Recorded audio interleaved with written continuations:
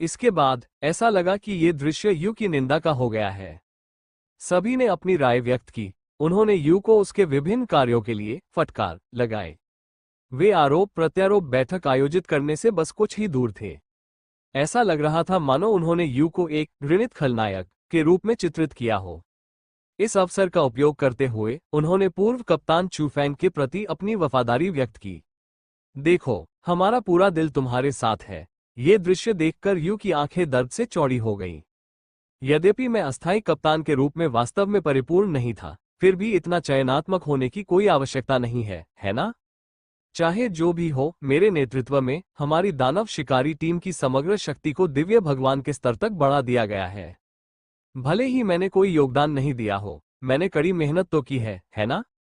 यदि आप अपनी वफादारी व्यक्त करना चाहते हैं तो मुझे कुचलने की कोई आवश्यकता नहीं है। यू को भी पता था कि वो एक अच्छा व्यक्ति नहीं था। हार के बाद अपना गुस्सा दबा लेना यू के स्वभाव में नहीं था। मौके पर ही उन्होंने ली पेंग, डोंग फेंगहू और अन्य लोगों को उठा लिया जो सबसे अधिक शोर मचा रहे थे। तुम कृतघ्न कमीने जो दयालुता की सराहना करना नहीं जानते, आओ मेरे साथ प्रशिक्षण लो, तुम कुत्ते। चू फैंग के साथ रहने के दौरान यू ने बदला लेने के सार के अलावा कुछ भी नहीं सीखा था। वे आमतौर पर मौके पर ही बदला ले लेते थे। रिपोर्टिंग के बाद भी वे भाई बने रहेंगे। इसमें कुछ भी गलत नहीं था। तभी दयनीय चीखें और मदद के लिए पुकार सुनाई देने लगी। ये शब्द सुनकर चू फैंग मुस्कुराया। बेशक उन्होंने इसे नजरअंदाज कर दिया। किसने तुम्हें ऐसा अपशब्द बोलने और टीम के दूसरे सबसे मजबूत व्यक्ति को अपमानित करने के लिए कहा? मैंने उसे डांटा। वो मुझे हरा नहीं सकता था, इसलिए स्वाभाविक रूप से वो मुझसे मुंह मोड़ने की मांग नहीं करेगा। लेकिन तुम्हारे साथ व्यवहार करने में उसे क्या चिंता हो सकती है? बुद्धिहीन। चू फैंग ने अपना सिर हिलाया। उसे कोई परेशानी नहीं थी। ये लोग परेशानी पैदा करने के आदी थे। जब तक वो उन्हें नहीं मारता था, वो उन्हें बुरी तरह पीटता था। ये ठीक था। चू फैंग पैर मोड़कर बैठ गया और दुनिया में मौजूद सूक्ष्म शक्तियों को तेजी से आत्मसात करने लगा। दानव शिकार टीम एस्ट्रल पावर को तेजी से अवशोषित नहीं कर सकती, लेकिन मैं कर सकता हूं। अवशोषण की गति 10,000 गुना। क्या उसे डर था कि वो व्यूह रचना के उपभोग को झेल नहीं पाएगा? क्या मजाक। जब तक मैं चाहूं, मैं इसे एक सतत गति मशीन में बदल सकता हूं। यह उल्लेख करने की आवश्यकता नहीं है कि वहां केवल 8 दिव्य प्रभु ही थे जो बेतहाशा विस्फोट कर रहे थे। चू फैंग को लगा कि यदि 2 गुने से अधिक हो जाए तो भी वो टिक सकता है। एक शानदार भक्षण शक्ति प्रसारित हुई। ऐसा प्रतीत हुआ जैसे कि संपूर्ण विश्व में सूक्ष्म शक्ति एक क्षण के लिए शून्य हो गई हो।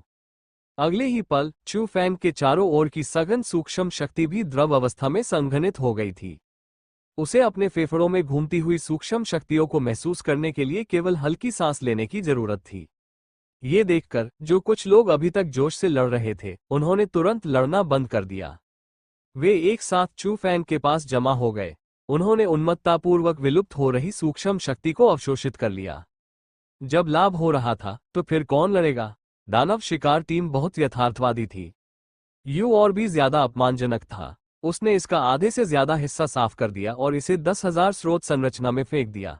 बाकी लोगों ने नफरत से अपने दांत पीस लिए, लेकिन उनके पास कोई विकल्प नहीं था। इस व्यूह रचना की सुरक्षा के बिना उन्हें संभवतः 8 शत्रुतापूर्ण दिव्य प्रभुओं का सामना करना पड़ता। अब वे केवल डटे रह सकते थे। उन्हें तब तक रुकना पड़ा जब तक कि यू व्यूह रचना को समझ नहीं लेता और मेचा दिव्य हथियार की ताकत नहीं बढ़ा लेता। उस समय दानव शिकार दल की ताकत दूसरे स्तर तक बढ़ जाएगी। यदि वे चू फैंग के साथ मिलकर काम करें तो उनके बच निकलने की संभावना बहुत अधिक होगी। हर कोई जानता था कि इसकी गणना कैसे की जाती है, इसलिए वे केवल असहाय होकर देख सकते थे क्योंकि यू ने बड़ी मात्रा में एस्ट्रल पावर को दूसरी ओर मोड़ दिया था। हर कोई अपनी पूरी शक्ति से एस्ट्रल पावर को निगल सकता था। उन्हें पहले अपना पेट भर खाना था। ये देखकर कि हर कोई भूखे भूतों की तरह लग रहा था, चू फैंग ने अपने होंठ भींच लिए।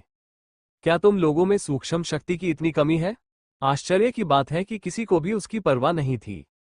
जब आपका पेट भर जाता है तो आपको पता नहीं चलता कि आपको क्या भूख लगी है। क्या आप सोचते हैं कि हर कोई आपके जैसा है, जिसके पास हर दिन बहुत अधिक एस्ट्रल शक्ति होती है और उसे उपयोग करने के लिए कोई जगह नहीं होती? क्या आप जानते हैं कि 90% योद्धा आत्मनिर्भर भी नहीं हो सकते?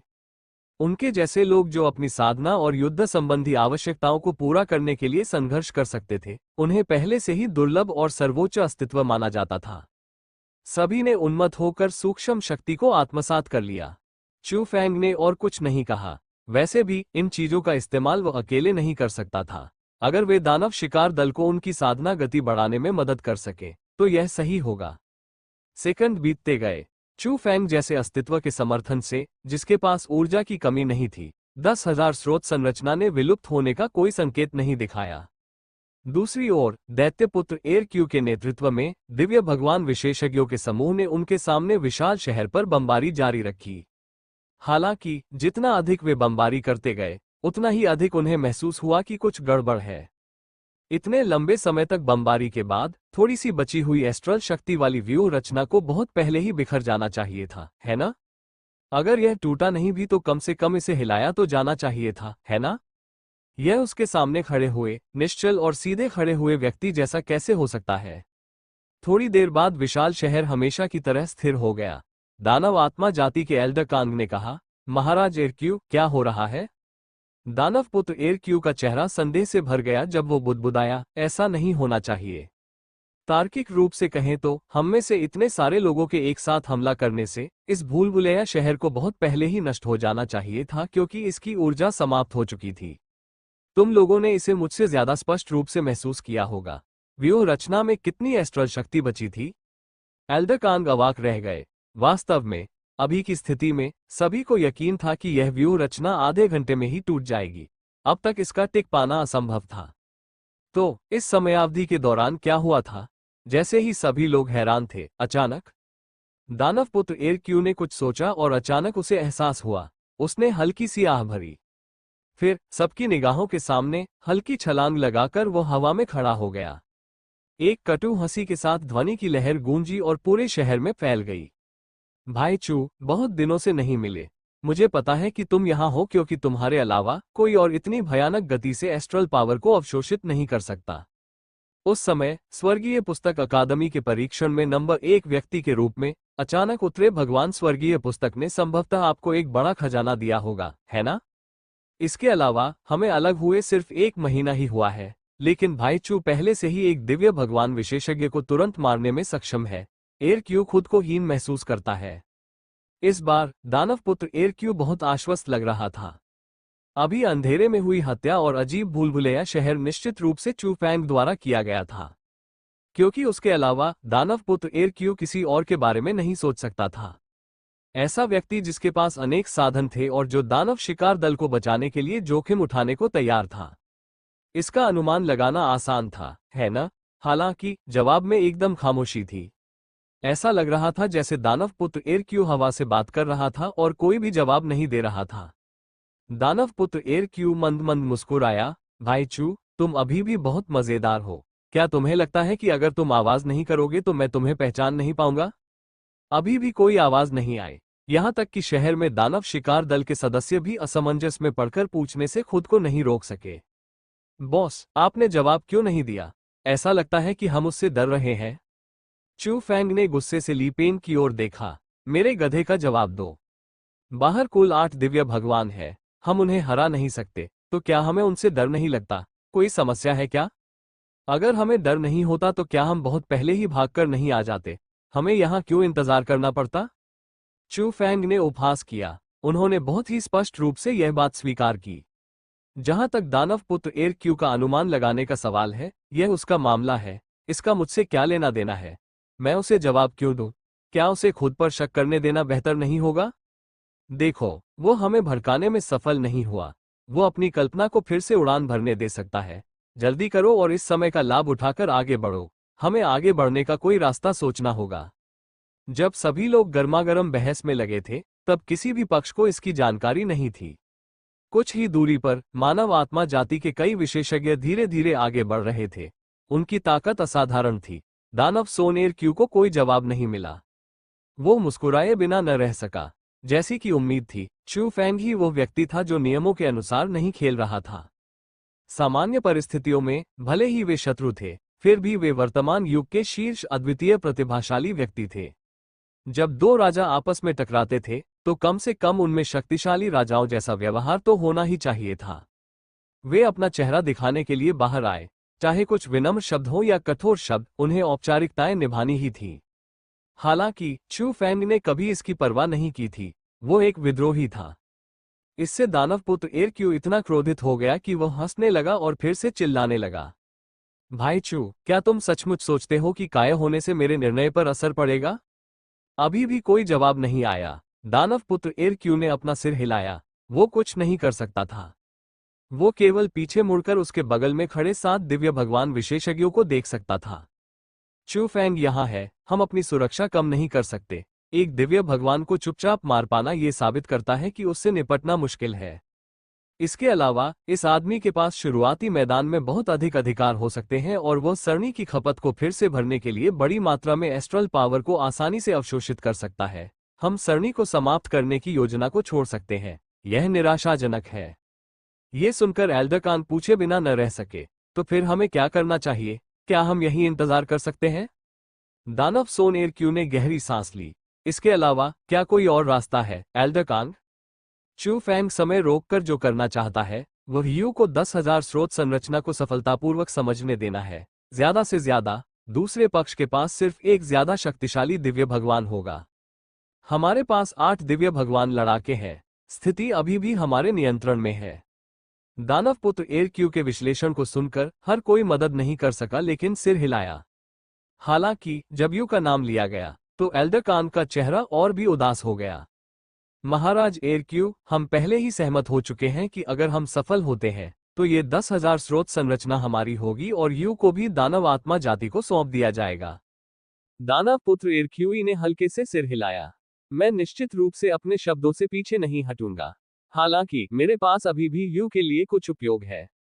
जब मैं दानव शिकार दल के सदस्यों का उपयोग चू फैंग को धमकाने के लिए करता हूं कि वह जो मुझे चाहिए उससे सौंप दे, तो मैं निश्चित रूप से आपको उससे निपटने दूंगा। ये सुनकर एल्डरकान के चेहरे पर अंततः थोड़ी नरमी आई। ऐसा नहीं था कि वो कंजूस था। यू की पहचान सचमुच बहुत विशेष थी। पहली बार जब एल्डरकान ने यू को देखा तो वो लगभग डर के मारे मर गया। यह व्यक्ति बिल्कुल पूर्वज यू जैसा दिखता था, जो प्राचीन मानव जाति के शीर्ष 10 मास्टर देवताओं में से एक था। बाद में दानव पुत्र एर क्यू से और अधिक जानने के बाद वो और भी अधिक हैरान हुआ। यह आदमी शायद खुद यू हो सकता है। यद्यपि दानव पुत्र एर क्यू 100% आश्वस्त नहीं था, फिर भी वो 70 से 80% आश्वस्त था।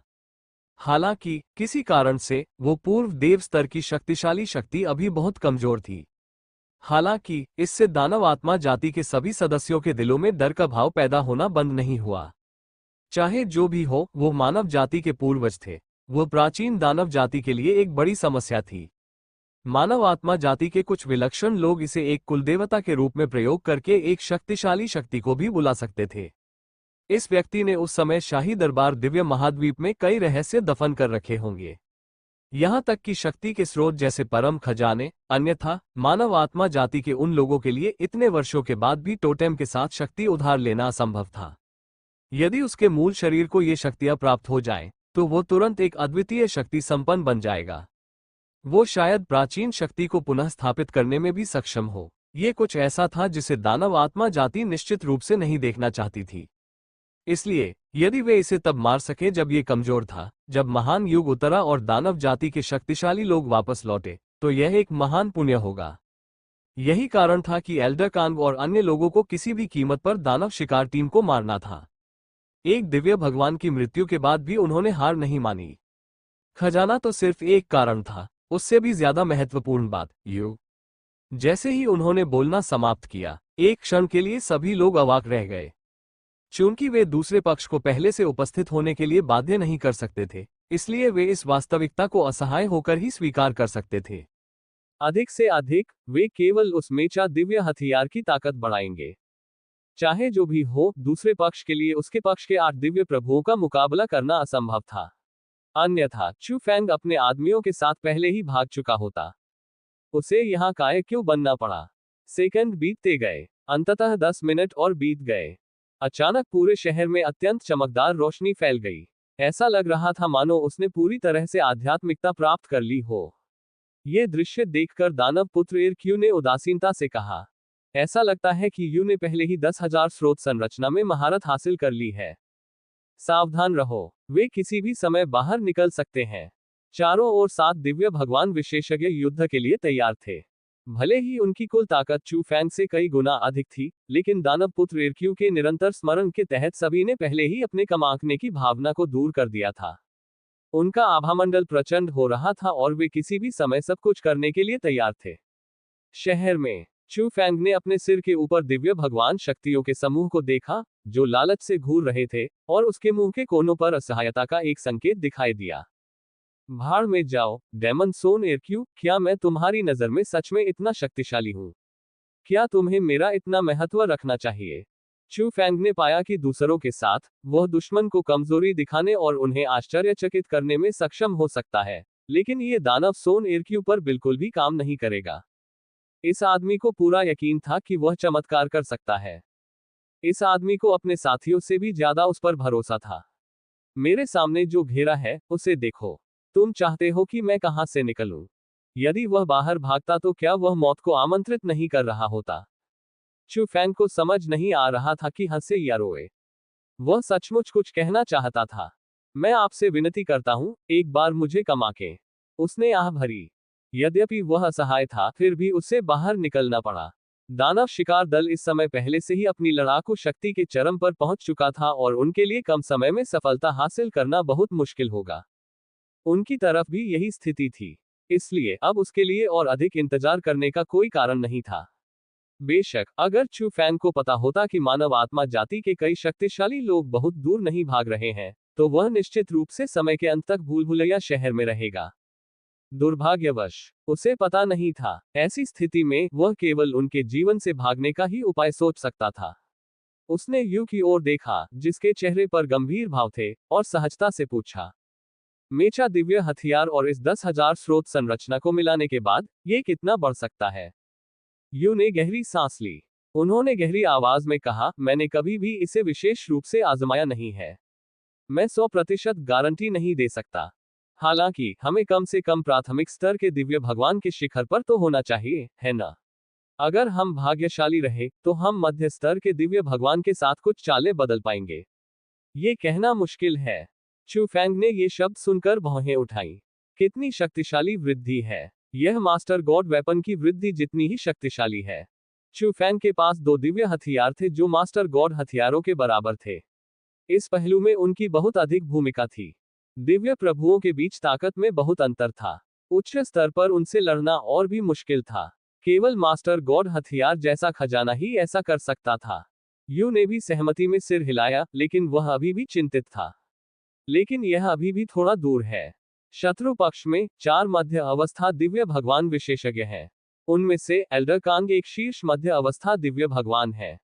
अन्य साधारण दिव्य भगवान योद्धा नहीं है। ऐसी ताकत। कुछ देर रुकने के बाद यू ने चिंतित भाव से चू फैंग की ओर देखा। मुझे बताओ, तुम किस तरह की ताकत ला सकते हो? यू समझ गया कि चूंकि चू फैंग एक पल में दानव आत्मा जाति के एक बुजुर्ग को मार सकता था, इसलिए उसके पास जो ताकत थी वह निश्चित रूप से उतनी सरल नहीं थी जितनी दिखती थी। वर्तमान स्थिति में सफलतापूर्वक बाहर निकलना तभी संभव था जब वे दुश्मन और अपने बीच वास्तविक अंतर को समझते। यू का सवाल सुनकर चू फैंग ने कुछ भी नहीं छिपाया। उसने लापरवाही से अपना हाथ हिलाया और उन दोनों के सामने एक प्रकाश पर्दा प्रकट हो गया। यह दृश्य चू फैंग और बीमन विशालकाय जानवर द्वारा दानव आत्मा जाति के बुजुर्ग को मारने के लिए एक साथ काम करने का था। तभी यू के मन में एक मोटी समझ आ सकी। अगले ही पल हमला देखकर यू की सांस रुक गई। क्या शक्तिशाली बीमन विशालकाय जानवर है! इसकी ताकत मध्यम स्तर के शीर्ष दिव्य भगवान की ताकत से ज्यादा कम नहीं है, है ना? चू फैंग ने अपना सिर हिलाया। यह अभी भी थोड़ा कमजोर है। आखिरकार लिटिल बीमोन अभी अभी मध्य स्तर तक पहुंचा है और इसकी नींव स्थिर नहीं है। हालांकि साधारण मध्य स्तर के दिव्य भगवान शायद इसका मुकाबला नहीं कर सकते। यह सुनकर यू ने सिर हिलाया और सोचने लगा। तो ताकत के मामले में हमारी तरफ से 2 मध्य अवस्था के दिव्य भगवान और एक शिखर प्रारंभिक अवस्था के दिव्य भगवान है। दूसरा पक्ष हमसे कम 3 से 4 गुना अधिक शक्तिशाली है। ताकत में अंतर बहुत बड़ा है।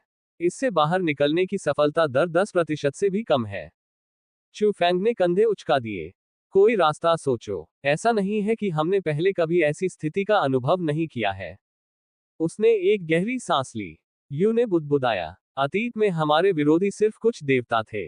वे मिश्रित थे। उनमें से कुछ को जबरन संसाधन भी जमा करवाए गए थे, लेकिन इस बार यह अलग है। हमारे विरोधी सभी ईश्वरीय भगवान विशेषज्ञ हैं। इस स्तर पर कोई भी योद्धा कमजोर नहीं है। वे सभी करोड़ों योद्धाओं में से हैं। ऐसे दुश्मन का सामना करते हुए कमजोर को हराना जितना मुश्किल है, उतना ही मजबूत को हराना भी। ये लगभग असंभव है। चू फैंग ने हंसकर कहा। हम और क्या कर सकते हैं? हम केवल अपनी जिंदगी से फिर से लड़ सकते हैं। यू ने राहत की सांस ली। ऐसा लग रहा था जैसे उसने कोई निर्णय ले लिया हो। उसने गहरी आवाज में कहा, जब बाद में लड़ाई अराजक हो जाएगी, तो मैं अपने मेचा दिव्य हथियार के सम्मेलन को रद्द कर दूंगा। आप पहले दानव शिकार दल के अन्य सदस्यों के साथ भाग जाएंगे। मेरी रक्षा के लिए मेरे पास 10,000 स्रोत संरचना है। ऐसा खजाना जो मास्टर गॉड हथियार के बराबर है। अगर मैं इससे विस्फोट कर दूं, तो मैं मेचा दिव्य हथियार के समर्थन के बिना भी एक पल में बेजोड़ शक्ति को मुक्त कर पाऊंगा। ये दूसरी तरफ के सभी लोगों को एक पल के लिए रोकने के लिए पर्याप्त है। भागने का यह अवसर लो। ये सुनकर चू फैंग का चेहरा ठंडा पड़ गया। वह अचानक पलटा और यू को घूरने लगा। अगर हम बच गए, तो तुम्हारा क्या होगा? क्या तुम्हें भरोसा है कि तुम उस विस्फोट से बच पाओगे? यू शांति से मुस्कुराया। अगर मैं हाँ भी कहूं तो भी तुम मुझ पर यकीन नहीं करोगे। अगर ऐसा है तो तुम मुझसे अब भी क्यों पूछ रहे हो? यहां सभी लोगों के मरने से बेहतर है कि एक व्यक्ति मर जाए। आप पृथ्वी पर मनुष्यों के नेता हैं और इस पीढ़ी के सबसे प्रतिभाशाली इंसान हैं। आप मर नहीं सकते, और बाकी लोग भी बहुत युवा हैं और उनका भविष्य शानदार है। आपको यहां बिना किसी कारण के क्यों मरना पड़ रहा है? जहां तक मेरा सवाल है, मैं एक बूढ़ा आदमी हूं, जिसे आधुनिक दुनिया में नहीं रहना चाहिए था। मुझे प्राचीन काल में ही मर जाना चाहिए था। क्या फर्क है? यू की आवाज उदासीन थी और उसके मुंह के कोनों पर एक शांत मुस्कान थी। लेकिन इस समय चू फैंग की आवाज अचानक अभूतपूर्व रूप से गंभीर हो गई। उन्होंने एक एक शब्द कहा, मैं इसकी इजाजत नहीं दूंगा। इसका जिक्र मत करो। चू फैंग ने सीधे यू की आंखों में देखा। गहरी आवाज ने दृढ़तापूर्वक अपना निर्णय दोहराया। यू, क्या तुम समझ रहे हो? मैं इसकी इजाजत नहीं दूंगा। दानव शिकार टीम एक टीम है। मैं उनमें से एक हूं। ली पेंग और अन्य लोग उनमें से एक हैं, और आप भी। मुझे प्राचीन काल या वर्तमान युग की परवाह नहीं है। जिन लोगों को हम स्वीकार करते हैं वे हमारे साथी हैं। दूसरों को देखो। क्या कोई तुम्हें मानव जाति के पूर्वज के रूप में मानता है? मैं तुम पर हंसूंगा और तुम्हें कोसूंगा। याद रखो, हमारी दानव शिकार टीम एक टीम है। चाहे हमें कोई भी खतरा क्यों ना हो, हम किसी को भी नहीं छोड़ेंगे। तो क्या हुआ अगर हम पूरी तरह से खत्म हो गए? मेरे मरने के बाद बाढ़ की कौन परवाह करेगा? क्या तुम्हें पता है कि मैंने ये तुम्हारे मुख्य शरीर से सीखा है? मैं मानव जाति के अस्तित्व की आशा के लिए लड़ने की पूरी कोशिश करूंगा। लेकिन अगर मैं बीच में गिर गया और मर गया, तो भूल जाओ, किस्मत ऐसी ही होती है। मुझे मनाने के लिए उस आत्म बलिदान विधि का उपयोग न करें। मुझे इसकी आवश्यकता नहीं है। दानव शिकार दल में किसी और को इसकी आवश्यकता नहीं है। अगर तुम अब भी मुझे अपना कप्तान मानते हो, तो ऐसी बेवकूफी मत करो। मेरा विश्वास करो, पहले की तरह मैं सबके साथ भागने का कोई रास्ता सोचूंगा। एक भी छूटेगा नहीं। इससे पहले कि यू कुछ बोल पाता, चू फैंग ने उसे डांटा। उसके शब्द तीखे और निर्दयी थे। यू ने खुद को असहाय महसूस किया और कड़वी मुस्कान दी। जब मैं अपना बलिदान देने की योजना बना रहा हूं, तो आप मुझे पापी क्यों बना रहे हैं? जैसे ही वह चू फैंग को जवाब देने वाला था, उनके अजीब हाव भाव ने अभी भी पास ही में सभी का ध्यान आकर्षित कर लिया। दरअसल वे पहले ही कई बातें सुन चुके थे। ये देखकर कि उनकी टीम के पहले और दूसरे लड़ाके लड़ने वाले हैं, वे जल्दी से उनके पास पहुंचे। ली पेंग ने अपने हाथ सिर के पीछे रखे और मुंह में एक जड़ी बूटी लेकर सहजता से कहा, यू, तुम्हें अपना जिद्दी स्वभाव बदलना होगा। अगर तुम्हारे पास करने के लिए कुछ बेहतर नहीं है, तो तुम्हें खुद को क्यों बलिदान देना है? बॉस सही कह रहे हैं। हमारी डेमन हंटिंग टीम ऐसा नहीं करती। मुझे मत बताओ कि तुम कुछ ही दिनों में एक जिम्मेदार नेता बन गए हो। कोई जरूरत नहीं है। बॉस वापस नहीं आए। आपने इस्तीफा दे दिया है। इसलिए इतनी चिंता मत करो। ली पेंग के शब्द हमेशा की तरह परेशान करने वाले थे। हालांकि उनके शब्द उचित थे और उन्हें दूसरों की सर्वसम्मति से स्वीकृति प्राप्त हुई। लियू जियान एयर ने भी उसे धीरे से सांत्वना दी। बड़े भाई यू, बड़े भाई फैंग की बात सुनो। जल्दबाजी मत करो। हम कई तूफानों से बच चुके हैं। मुझे विश्वास है कि हम इस बार ऐसा कर सकते हैं। अन्य लोगों ने भी उसे मनाने की कोशिश की। यू का आत्मविश्वास डगमगा गया और वह अवाक होकर बोला, मैंने अभी अभी एक छोटी सी दुखद भावना को जन्म दिया है। हे भगवान, यह अभी शुरू भी नहीं हुआ है, लेकिन आप लोगों ने इसे पहले ही बुझा दिया है। ठीक है, ठीक है। मैं तर्क समझता हूँ। चूंकि तुम लोग नहीं चाहते कि मैं ये करूं, इसलिए मैं यह नहीं करूंगा। अगर चीजें वास्तव में काम नहीं करती हैं, तो ज्यादा से ज्यादा हम यहाँ एक साथ दफन हो जाएंगे, ठीक है। ये सुनकर चू फैंग के चेहरे पर एक हल्की मुस्कान आ गई। बच्चे, तुम अपनी बात रखो। लड़ाई के बाद मुझे फिर से वही बकवास मत दो। अगर ऐसा है तो समय आने पर भाग न पाने के लिए मुझे दोष मत देना। यू ने अपने होंठ भींच लिए। आखिरकार मैं प्राचीन काल की एक प्रसिद्ध हस्ती हूँ। मेरी बातें स्वाभाविक रूप से सत्य हैं। मेरे साथ बकवास करना बंद करो। जल्दी करो और जाने का कोई रास्ता सोचो। चू फैंग मुस्कुराया। ऐसा बहुत कम होता था कि डांट खाने के बाद भी वह पलटकर जवाब न देता। वह आराम से एक जगह ढूंढकर लेट गया। पता नहीं वह सो रहा था या कुछ सोच रहा था। कोई भी उससे परेशान नहीं हो सकता था। उनमें से प्रत्येक को एक स्थान मिल गया। उन्होंने इस दुर्लभ शांति का आनंद लिया। यू ने सभी लोगों की पीठ पर नजर डाली और अपने दिल में गर्माहट महसूस किए बिना नहीं रह सका। क्या उसे वास्तव में इन लोगों से एक दुर्लभ भाईचारे की भावना महसूस हुई जो उससे अनगिनत साल छोटे थे। उफ, ये तो थोड़ा घिनौना लग रहा है। लेकिन यू को अब भी लगता था कि यह बुरा नहीं था। प्राचीन काल में, यद्यपि एक ही पीढ़ी के कई प्रतिभाशाली लोग थे, जैसे हुआंग और गु, परंतु उनके बीच प्रतिस्पर्धा अधिक थी। वे दोस्त तो थे ही, लेकिन वे प्रतिस्पर्धी भी थे। खजाने के लिए वे अपनी तलवारें निकालकर लड़ भी सकते थे। मानव जाति के लिए लड़ने जैसी बड़ी समस्याओं के सामने एकजुट होने के अलावा बाकी समय वे अपने स्वयं के साधना पथ पर चलते थे। ऐसा समान विचारधारा वाले साथियों का समूह कब एक साथ साथ चल रहा था। एक फीकी मुस्कान। उन्होंने आत्म बलिदान के विचार को पूरी तरह से त्याग दिया। यू ने अपना सिर हिलाया और असहाय भाव से बुदबुदाया, हम अचानक एक साथ जीवन और मृत्यु से क्यों गुजर रहे हैं? ये लोग। ये दुर्लभ था। विशाल शहर पूरी तरह शांत हो गया। वहां भयावह शांति थी। हर कोई इंतजार कर रहा था। दानव शिकार दल के सदस्य चू फैंग के आदेश की प्रतीक्षा कर रहे थे। दानव पुत्र इरक्यू और अन्य भी चू फैंग का इंतजार कर रहे थे। इस समय सभी का ध्यान एक बार फिर जमीन पर आलसी ढंग से पड़ी हुई आकृति पर था। ये ज्ञात नहीं था कि कितना समय बीत गया था। जैसे ही एल्डर कांग बाहर इंतजार करते करते चिंतित हो रहे थे, चू फैंग अचानक पलटकर खड़े हो गए।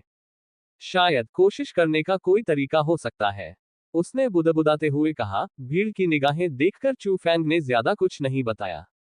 उसने सिर्फ चिल्लाते हुए कहा, तैयार हो जाओ, हम बाद में निकलेंगे। ये सुनकर सभी कांप उठे, लेकिन कोई नहीं बोला। हर कोई चुपचाप चू फैंग के पीछे चला गया। चू फैंग ने धीरे से कहा, मेरे आदेश बाद में सुनो। मैं तुम्हें जो भी करने को कहूं, संकोच मत करो। तुरंत करो। मुझ पर भरोसा करो। सभी ने चुपचाप सिर हिला दिया। ये देखकर चू फैंग ने गहरी सांस ली। उसने अपना हाथ हिलाया। चल दर, दानव शिकार टीम फ्यूज। यू 10,000 स्रोत संरचना का संवर्धन। चू फैंग के ये शब्द कहने के तुरंत बाद बाकी लोगों ने बिना किसी हिचकिचाहट के कार्रवाई शुरू कर दी। सबके हाथों से चमकती हुई रोशनियां निकली। हवा में वे जल्दी से एक विशालकाय मेचा में तब्दील हो गए।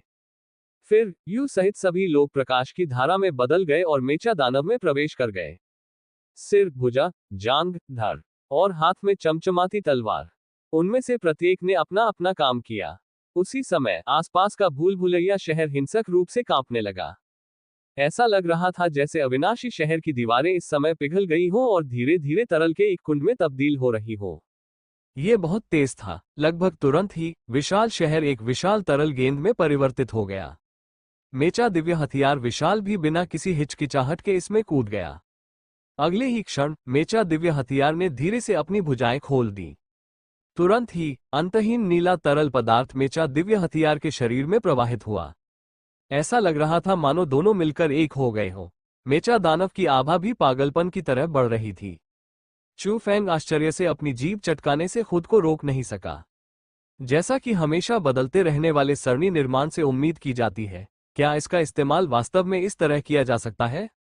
जैसे ही चू फैंग आह भर रहा था, तरल गेंद पूरी तरह से मेचा दिव्य हथियार द्वारा अवशोषित कर ली गई थी। धमाका, बहुत जोरदार धमाका हुआ। संपूर्ण मेचा दिव्य अस्त्र से एक अत्यंत शक्तिशाली आभा का उतार चढ़ाव फूट पड़ा। चू फैंग ने भौं उठाए। मध्य अवस्था वाले दिव्य भगवान कितने मजबूत। इन लोगों की समग्र शक्ति वास्तव में अचानक मेरी शक्ति से अधिक हो गई। चू फैंग ने अपने होठों को चटकाया, हालांकि वो बहुत खुश था। इसका मतलब ये था कि उनके बच निकलने की संभावना फिर से बढ़ गई थी। उसने दानव पुत्र एरक्यू और अन्य लोगों पर नजर डाली जो पहरे पर थे, और फिर उस मेचा दानव पर जो धीरे धीरे उसके पीछे उतरा था। चू फैंग हल्के से मुस्कुराया। उन्होंने एक ध्वनि संदेश भेजा, बाद में तुम लोग बाएं जाओ और मैं दाएं जाऊंगा। चू फैंग की आवाज सुनकर सभी ने चुपचाप सिर हिला दिया। किसी ने भी इसका कारण नहीं पूछा। यह अनगिनत लड़ाइयों से बना पूर्ण विश्वास था। चू फैंग ने फिर कुछ नहीं कहा। उसने चुपचाप अपना सिर उठाया। उसकी गहरी आंखें धीरे धीरे उसके सामने खड़े अनेक शत्रुओं पर घूम गईं। इस बार शहर की नाकाबंदी किए बिना ही दोनों पक्ष अंततः आमने सामने आ गए। दूसरी ओर दानव पुत्र एरक्यू के नेतृत्व में कुल 8 दिव्य भगवान विशेषज्ञों ने मध्य हवा में एक विशाल घेरा बनाया। इसने चू फैंग और मेचा दानव को घेर लिया। इसके अलावा मजबूत और कमजोर का मिलान किया गया था। प्रत्येक दिशा में एक मध्य अवस्था दिव्य भगवान था, जिससे चू फैंग और अन्य के भागने की संभावना कम हो गई। चू फैंग चाहे जिस तरफ से निकले, उसे सबसे तीव्र बाधा का सामना करना पड़ेगा।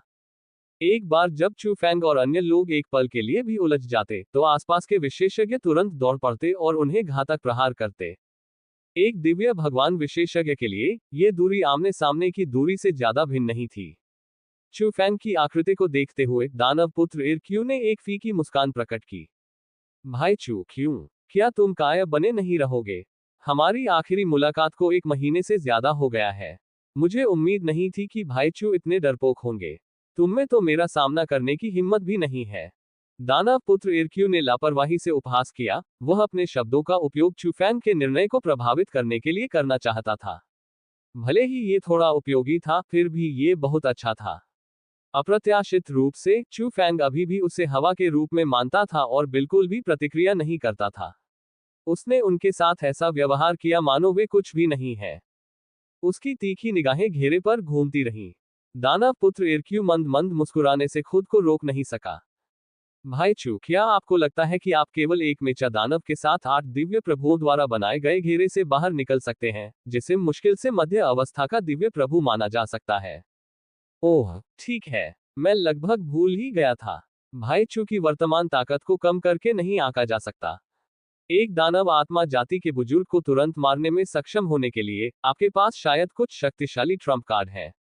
ऐसी स्थिति में देखते हैं कि भाई चू का भाला ज्यादा तेज है या मेरी ढाल ज्यादा कठोर है।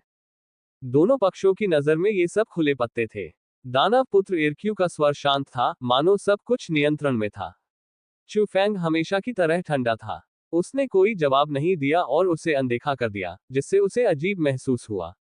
उन्होंने गुप्त रूप से एक ध्वनि संदेश भेजा, कदम, तुम लोग पश्चिम की ओर चलो, मैं पूर्व की ओर चलूंगा।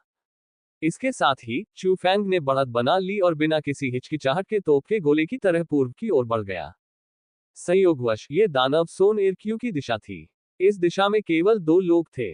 एक था दानव पुत्र एरक्यू और दूसरा वह छायादार मध्यम आयु वर्ग का व्यक्ति था जो दानव पुत्र एरक्यू की रक्षा कर रहा था। इस मध्यम आयु वर्ग के छाया पुरुष ने कभी स्वयं को प्रकट नहीं किया था, लेकिन वास्तव में वह एक वास्तविक मध्य अवस्था वाले दिव्य भगवान थे।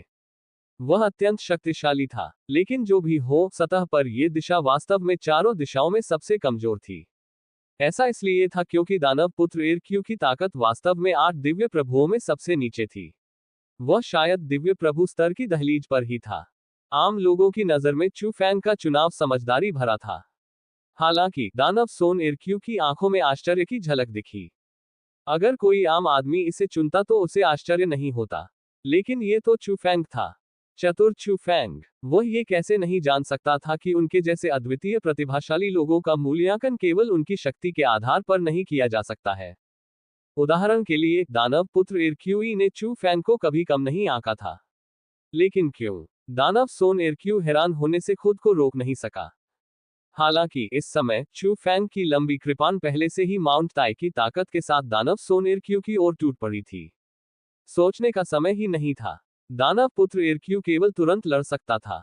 अपने साथ छायादार मध्यम आयु वर्ग के व्यक्ति के साथ चू फैंग का हमला पर्याप्त नहीं था। सफलतापूर्वक बाहर निकलने की बात तो दूर, ये केवल समय की बात है कि वह हार भी जाए। इतना ही नहीं, चू फेंग ने वास्तव में अपनी सेनाओं को विभाजित करने का फैसला किया, जबकि उसकी ताकत उनसे कहीं कम थी। वह चाहता था कि मेचा विशाल विपरीत दिशा से टूटकर बाहर आए। क्या आप मौत को दावत दे रहे हैं? यदि आप सेना में शामिल हो भी जाएं, तो भी आप तुरंत घेरे से बाहर नहीं निकल पाएंगे, अलग होने की तो बात ही छोड़िए। चाहे वह मेचा दानव कितना भी शक्तिशाली क्यों न था, क्या वह केवल मध्य अवस्था के दिव्य भगवान की शक्ति के बराबर ही नहीं था? पश्चिम की ओर दानव आत्मा जाति का सबसे शक्तिशाली एल्डरकांग था। यद्यपि वहां केवल एक ही व्यक्ति था, वह एक भयावह मध्य अवस्था का शिखर दिव्य भगवान था। उन्हें सबसे शक्तिशाली भी माना जा सकता है। एक दिव्य भगवान के स्तर पर हर दो छोटे चरणों के बीच का अंतर बहुत बड़ा था। एक शीर्ष मध्य अवस्था दिव्य भगवान दो साधारण मध्य अवस्था दिव्य भगवानों से भी लड़ सकता है। इतनी अपार शक्ति के सामने एक मेचा दैत्य घेराबंदी से कैसे बच सकता था? इसलिए यह दृश्य देखकर दानव पुत्र इरक्यू वास्तव में भ्रमित हो गया। वह वास्तव में चू फैंग के इरादों को नहीं समझ पाया था। क्या वह पागल था? यद्यपि उसके मन में अनगिनत विचार थे, दानव पुत्र इरक्यू ने तुरंत सबसे सही निर्णय लिया और एक आवाज संचरण आदेश भेजा। उत्तर और दक्षिण से दानव आत्मा जाति के बुजुर्गों, समर्थन प्रदान करने के लिए मेरे पक्ष में आओ। कसाई शैतान, जाओ और एल्डर कान की मदद करो। तुम दोनों ही मेचा जायंट को जल्दी से नीचे गिराने के लिए पर्याप्त हो। चून की दुश्मन मौत को आमंत्रित कर रहा है, इसलिए मेरे लिए मना करना अशिष्टता होगी। एक क्षण के लिए अन्य दो दिशाओं के दिव्य भगवान विशेषज्ञ सहायता प्रदान करने के लिए शीघ्रता से अलग हो गए। दानव पुत्र इरक्यू के मूल इरादे से वह उत्तर और दक्षिण के सभी विशेषज्ञों को अपने पक्ष में बुलाना चाहता था। इसका कारण यह था कि उसे यकीन था कि चू फैंग के पास निश्चित रूप से एक बैकअप योजना होगी। उसे सतर्क रहना होगा। लेकिन अंत में, सुरक्षित रहने के लिए, उन्होंने एल्डर कान की सहायता के लिए एक साधारण दिव्य भगवान को भेजने का फैसला किया। ये कदम अत्यंत सतर्कतापूर्ण कहा जा सकता है। इससे दोनों पक्षों को पूर्ण लाभ भी मिला। चू फैंग को 6 दिव्य प्रभुओं की घेराबंदी का सामना करना पड़ेगा। ये लगभग निश्चित रूप से मार डालने वाली स्थिति थी। हालांकि जिस क्षण दुश्मन आगे बढ़ा, चू फैंग भी आगे बढ़ गया। उसने अपना हाथ हिलाया। एक विशालकाय और भयावह आकृति हवा में से प्रकट हुई। मध्य श्रेणी के प्रभु स्तर के बीमन विशालकाय जानवर। जैसे ही यह प्रकट हुआ, इसकी शक्तिशाली आभा ने सभी के दिलों को ठंडा कर दिया। इस चौंकाने वाले दृश्य का सामना करते हुए दानव पुत्र इरक्यू हैरान नहीं हुआ बल्कि प्रसन्न हुआ। हाँ, मैंने सही अनुमान लगाया। चू फैंग, क्या ये तुम्हारा आखिरी तुरूप का पत्ता हो सकता है? ये वाकई काफी शक्तिशाली है। दुर्भाग्य से मुझे पहले से ही इसकी उम्मीद थी। दानव पुत्र इरक्यू ने हल्की मुस्कान के साथ चू फैंग को देखा। क्या आप सचमुच सोचते हैं कि आपके पास बीमन पालतू जानवर होने की खबर एक पूर्ण रहस्य है? उस समय कई लोगों ने तुम्हें लिटिल बीमन को गुलाम बनाते हुए देखा था। संयोग से डेमोंडोन पैलेस की सहायक सेनाओं के कुछ छोटे छोटे लोग भी वहां थे। मुझे पहले से ही पता था कि आपके पास बीमन जायंट बीस्ट है जो आपका तुरूप का पत्ता है, लेकिन मुझे उम्मीद नहीं थी कि सिर्फ आधे महीने में आप इसे वास्तव में एक मध्यम स्तर के अधिपति के रूप में विकसित कर देंगे, जैसा कि आपसे उम्मीद की गई थी। चू फैंग, दानव सोन इरक्यू अत्यधिक भावुक लग रहा था। हालांकि उसके चेहरे पर मुस्कान और बढ़ गई। हालांकि यह अभी भी बेकार है। बीमन विशाल जानवर की मदद से भी आप निश्चित रूप से 6 दिव्य प्रभुओं के बराबर नहीं है। आपके लिए घेरे से बच निकलना और भी हास्यास्पद है। इस समय चू फैंग की योजनाओं को दानव पुत्र इरक्यू ने देख लिया था। दानव पुत्र इरक्यू चू फैंग के चेहरे पर घबराए हुए भाव को देखने के लिए इंतजार नहीं कर सका। लेकिन अगले ही पल दानव पुत्र इरक्यू निराश हो गया। इसका कारण यह था कि चू फैंग के चेहरे पर अभी भी घबराहट का कोई निशान नहीं था। यद्यपि उसकी असलियत जान ली गई थी, फिर भी उससे इसकी परवाह नहीं थी। शायद वह दानव पुत्र इरक्यू की खुद से बकबक से थक गया था। चू फैंग ने अंततः एक फीकी मुस्कान के साथ धीरे से अपना सिर उठाया। आपको किसने बताया कि जब बीमन विशालकाय जानवर प्रकट होगा तो वह निश्चित रूप से मेरी मदद करेगा? और शुरू से लेकर आखिर तक मैंने कब कहा कि मैं भागने वाला हूं? चू फैंग के शब्द दानव सोन इरक्यू के चेहरे पर एक भारी प्रहार की तरह थे। तुरंत ही उसे अचानक कुछ विचार आया। उसके भाव बदल गए।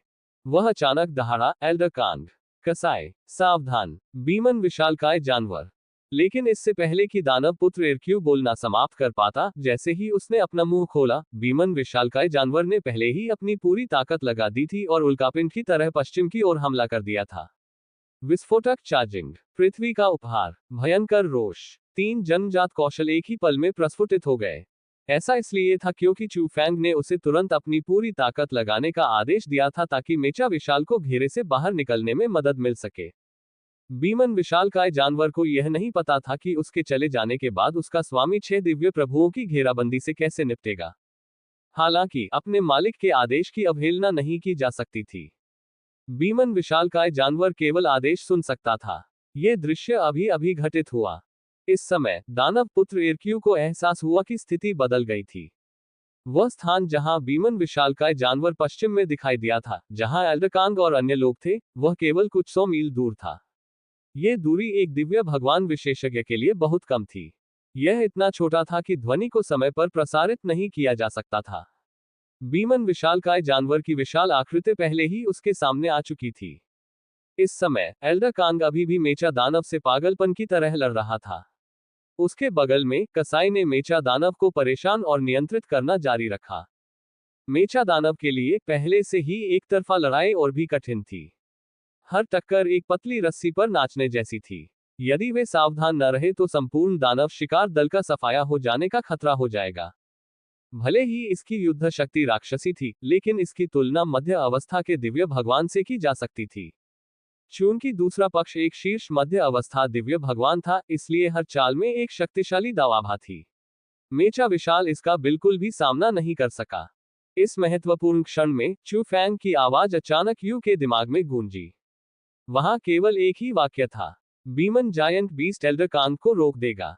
आपको बुचे को तुरंत मारना होगा और भाग जाना होगा। आपको मेरी परवाह करने की जरूरत नहीं है। जैसे ही उसने बोलना समाप्त किया, इससे पहले कि यू कुछ सोच पाता, उसने महसूस किया कि एक विशालकाय शरीर उसके पीछे आ रहा है। अगले ही क्षण वह एक भयानक तोप के गोले की तरह एल्डरकांग के सामने आ पहुंचा। गर्जन, वह आकाश की ओर गरजा। ऐसा लग रहा था मानो वह यू को याद दिला रहा हो कि उसे अपने मालिक के कहे अनुसार ही करना है। ठीक उसी के तुरंत बाद बीमन विशालकाय जानवर पहले ही एल्डरकांग से टकरा चुका था। विस्फोटक शक्ति ने एल्डरकांग को भी तुरंत दबा दिया, जो अभी तक स्थिति को समझ नहीं पाया था। भले ही दूसरा पक्ष एक शीर्ष मध्य अवस्था वाला दिव्य भगवान था, वह बीमन विशालकाय जानवर के सामने कुछ भी नहीं था। जब तक हम एक ही रैंक के हैं, मैं निश्चित रूप से आपसे अधिक मजबूत हूं।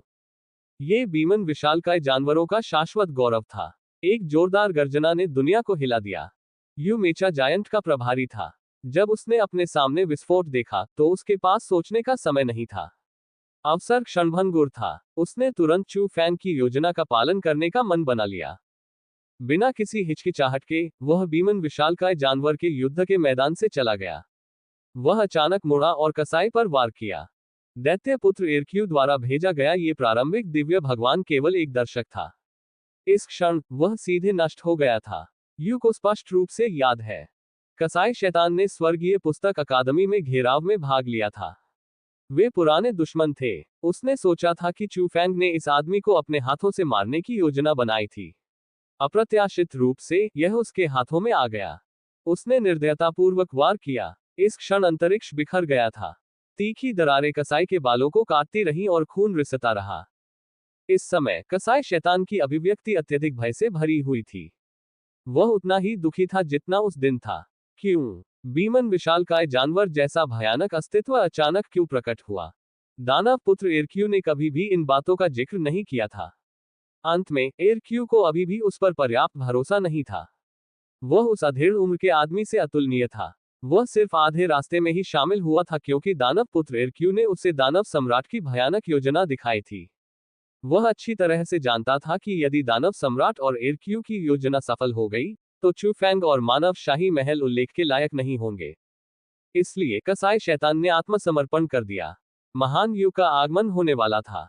उनके जैसे घुमक्कड़ योद्धा, जिनके पास कोई पृष्ठभूमि नहीं थी और जिनके पास कोई समर्थन नहीं था, स्वाभाविक रूप से अपने लिए कोई समर्थक ढूंढना चाहते थे।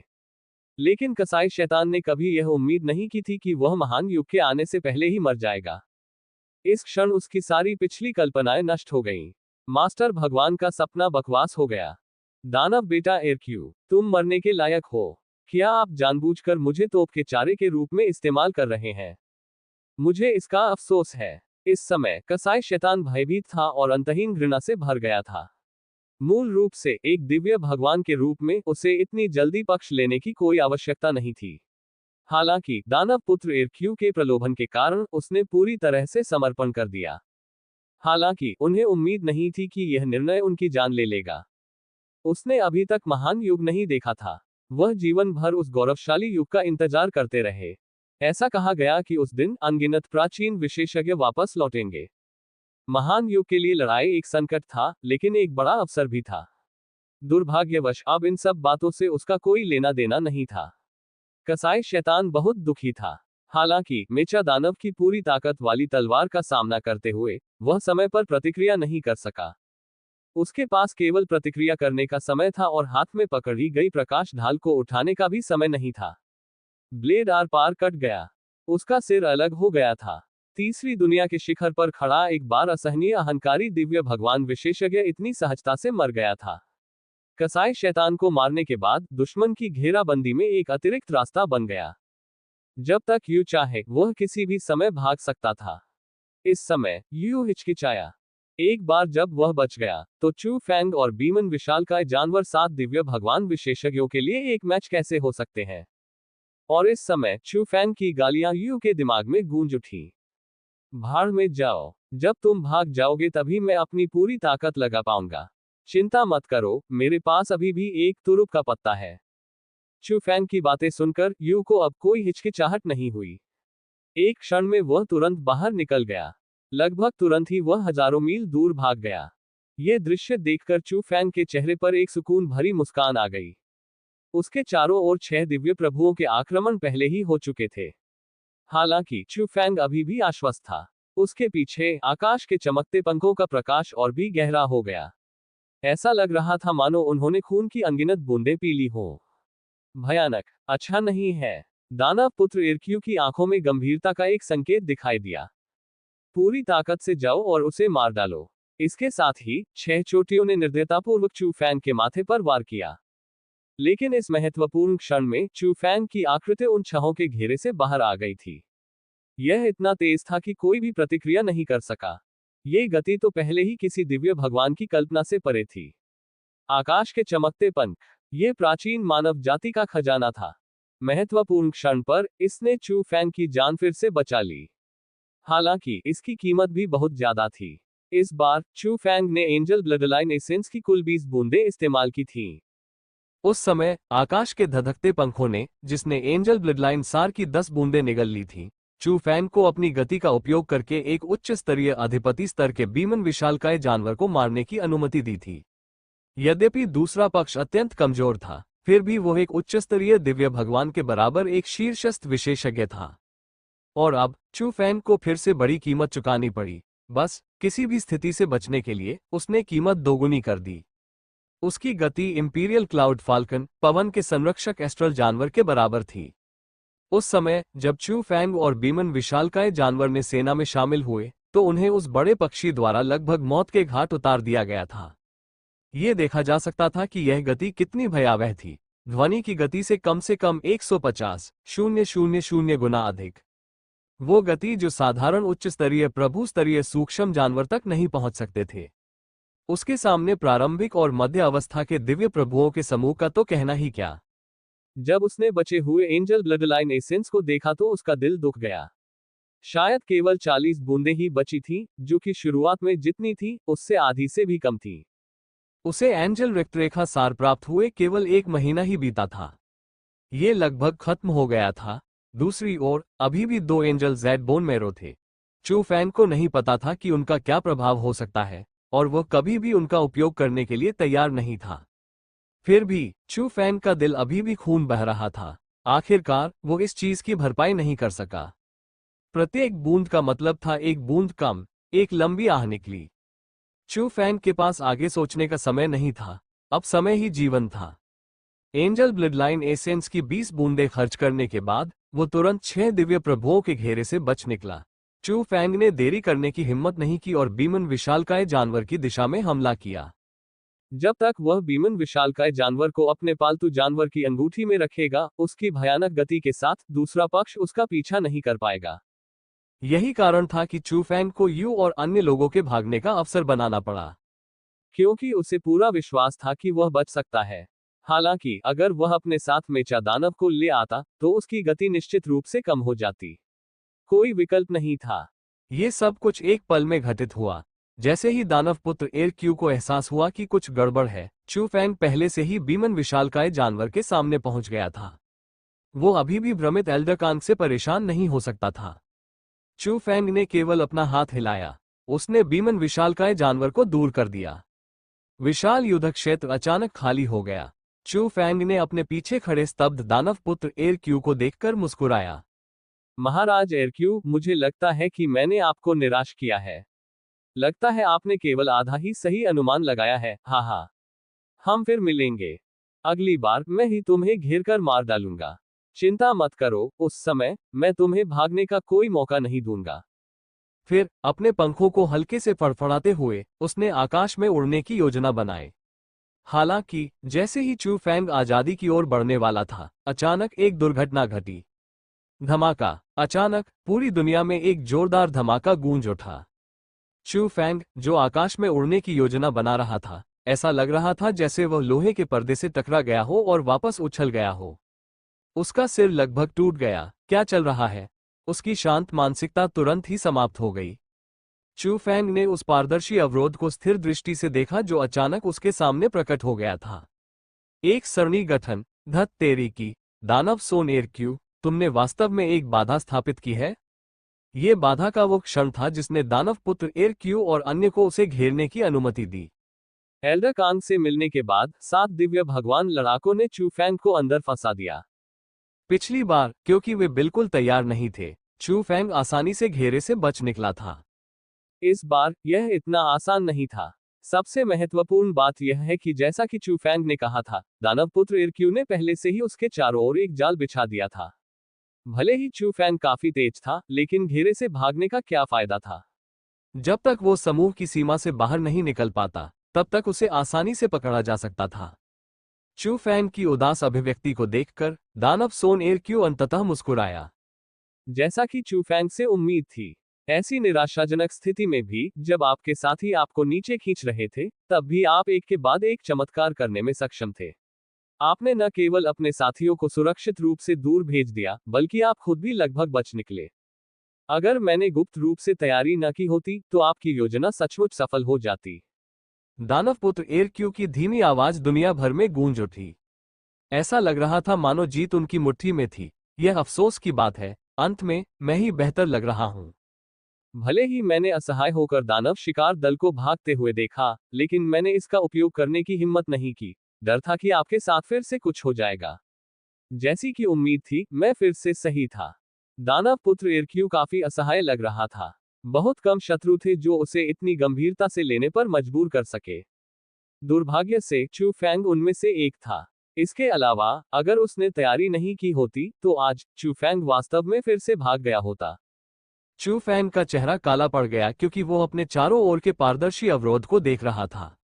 ये वास्तव में एक उच्च स्तरीय सरणी है। आपने इसे कहां से प्राप्त किया? मैंने पहले किसी को सरणी स्थापित करते हुए क्यों नहीं देखा? दानव पुत्र एरक्यू मंद मंद मुस्कुराया। खजाने का भंडार सिर्फ तुम्हारे लिए नहीं है, चू फैंग। मैं, एरक्यू, इतना भाग्यशाली क्यों नहीं हो सकता कि मुझे शीर्ष श्रेणी की व्यूह रचना प्राप्त हो सके? जहां तक तुम्हारे ध्यान न देने की बात है, उस समय जब 8 दिव्य भगवान तीव्र ऊर्जा उतार चढ़ाव के तहत विशाल शहर पर बमबारी कर रहे थे, तो तुम्हें कैसे पता चला? यहां तक कि मेरे आसपास के लोग भी नहीं जानते। दानव सोन एरक्यू ने आह भरी।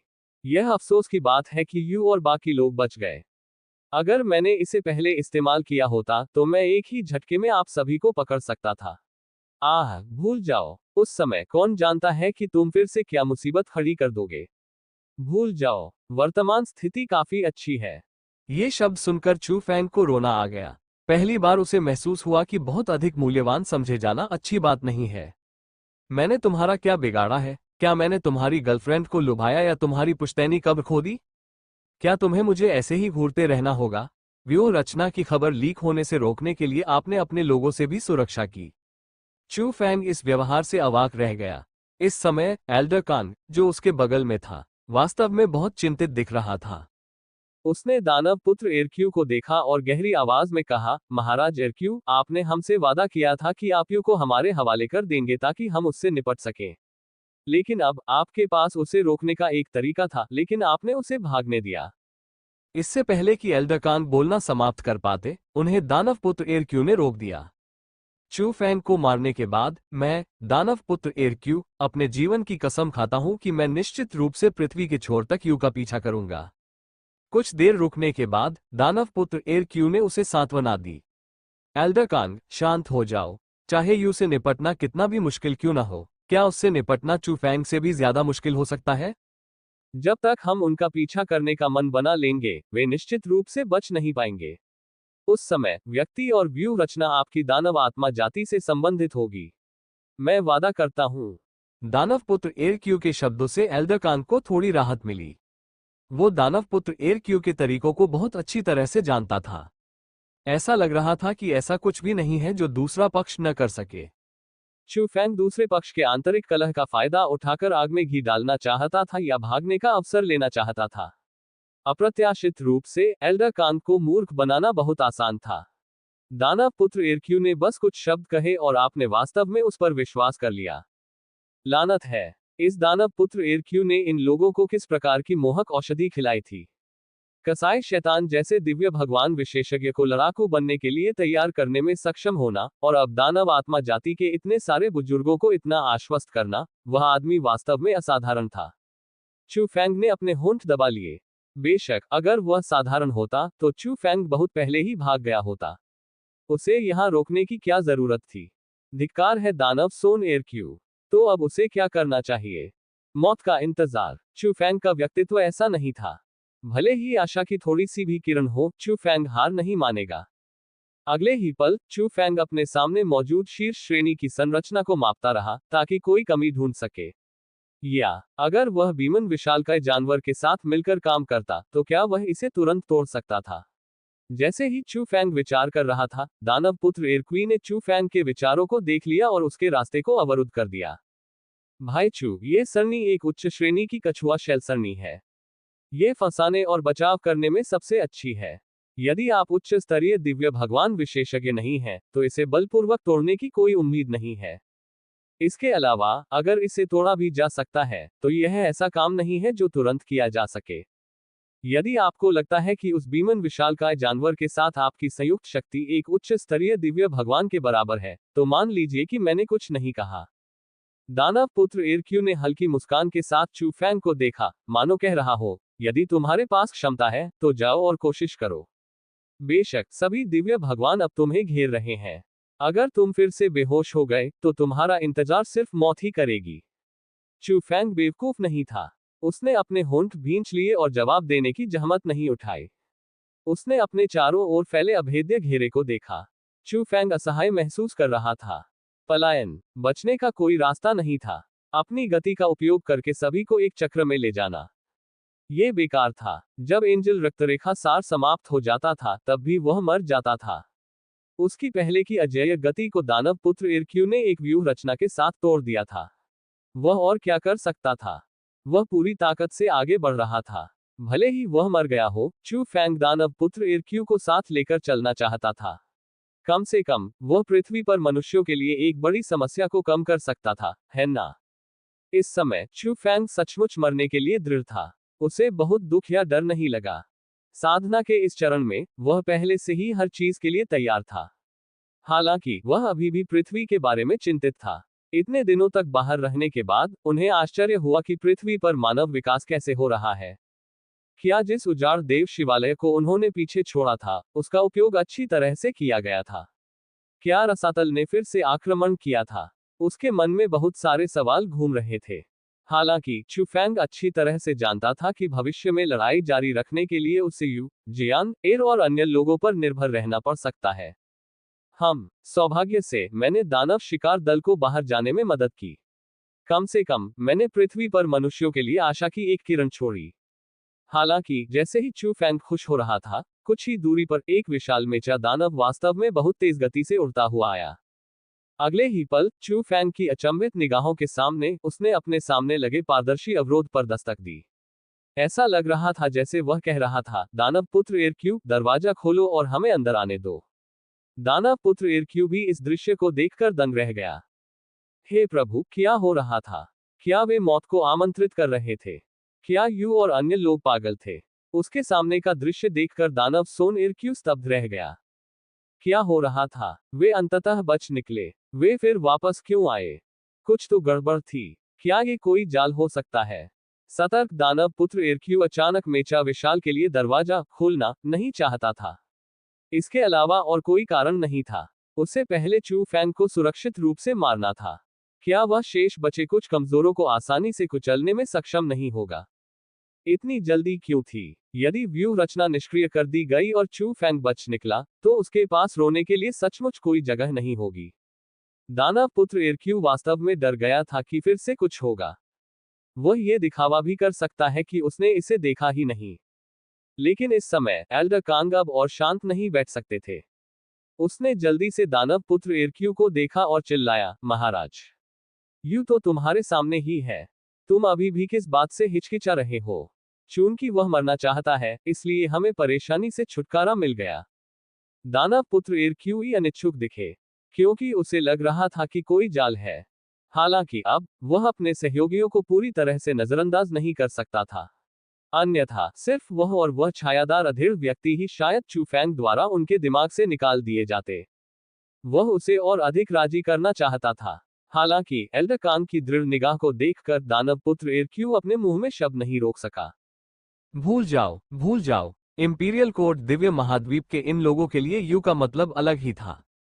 इन दानव आत्मा जाति के प्राणियों की इच्छा थी कि वे दूसरे पक्ष को मारने के लिए अपनी जान जोखिम में डाल सकें। वो क्या दुश्मनी थी? सच कहूं तो दानव सोन एरक्यू को समझ नहीं आया। हालांकि उसे बहुत पहले ही पता चल गया था कि यू उस मानव मास्टर भगवान का पुनर्जन्म हो सकता है, फिर भी उसने उसे बहुत गंभीरता से नहीं लिया। शायद भविष्य में यह आदमी फिर से एक मास्टर भगवान स्तर का विशेषज्ञ बन जाएगा, लेकिन इस युग में इस प्रतिभा के साथ बहुत सारे अद्वितीय प्रतिभाशाली लोग थे। यू तो शीर्ष पर भी नहीं था। इसमें चिंता की क्या बात थी? दानव पुत्र एरक्यू को कभी संदेह नहीं था कि क्या वो भविष्य में मास्टर भगवान बन सकता है। जब महान युग आया, तो स्पष्ट शब्दों में कहें तो शाश्वत प्रतिभाशाली सूची के शीर्ष 10 में शामिल सभी लोगों को मास्टर देव क्षेत्र में प्रवेश करने का मौका मिला।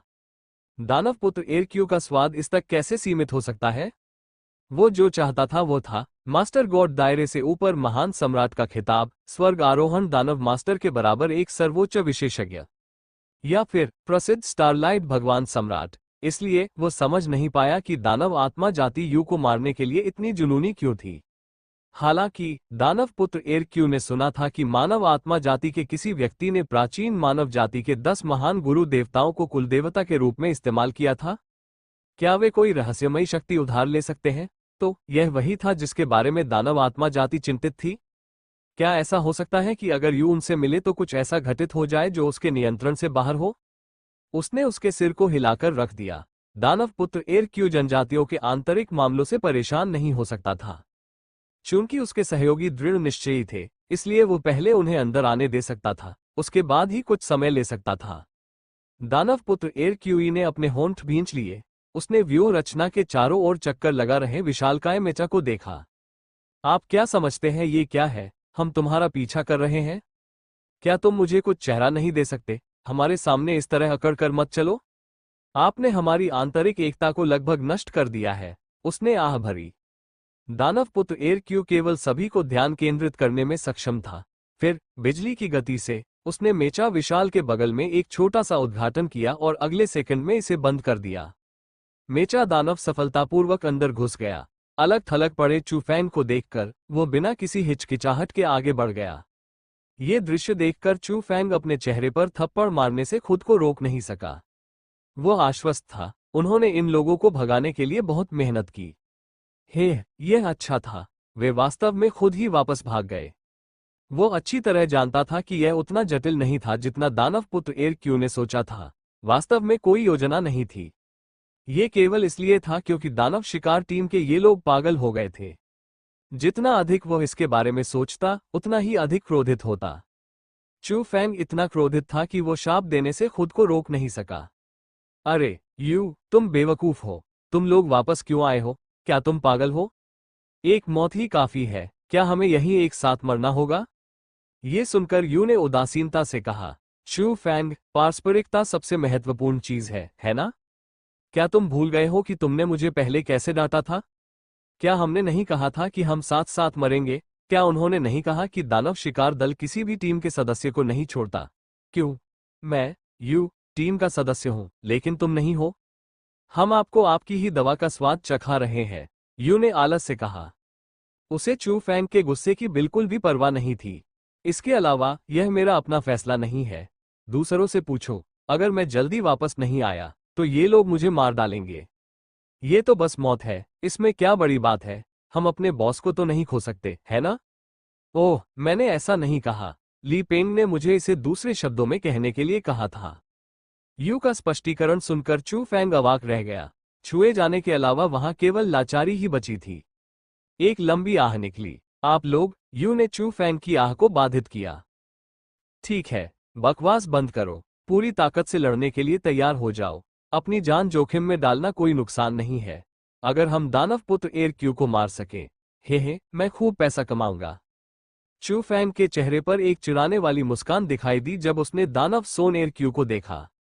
ये बात तो सही है, महामहिम एर क्यू, चूंकि आपने हमें पीछे रखने के लिए इतना प्रयास किया है, तो आप हमारे साथ क्यों नहीं आते? हम रास्ते में एक दूसरे का ख्याल रख सकते हैं। उन दोनों की एक दूसरे को धमकी देने की आवाज सुनकर दानव पुत्र एर क्यू की अभिव्यक्ति बेहद उदास थी। यदि यह किसी और की धमकी होती, भले ही वो उच्च स्तरीय दिव्य भगवान ही क्यों ना हो, दानव पुत्र एर क्यू को लगा कि वो इस पर मुस्कुरा सकता है। बहुत से लोग उसे मारना चाहते थे, कौन कभी सफल हुआ? हालांकि चू फैंग और अन्य। अरे, ये तो परेशानी वाली बात है।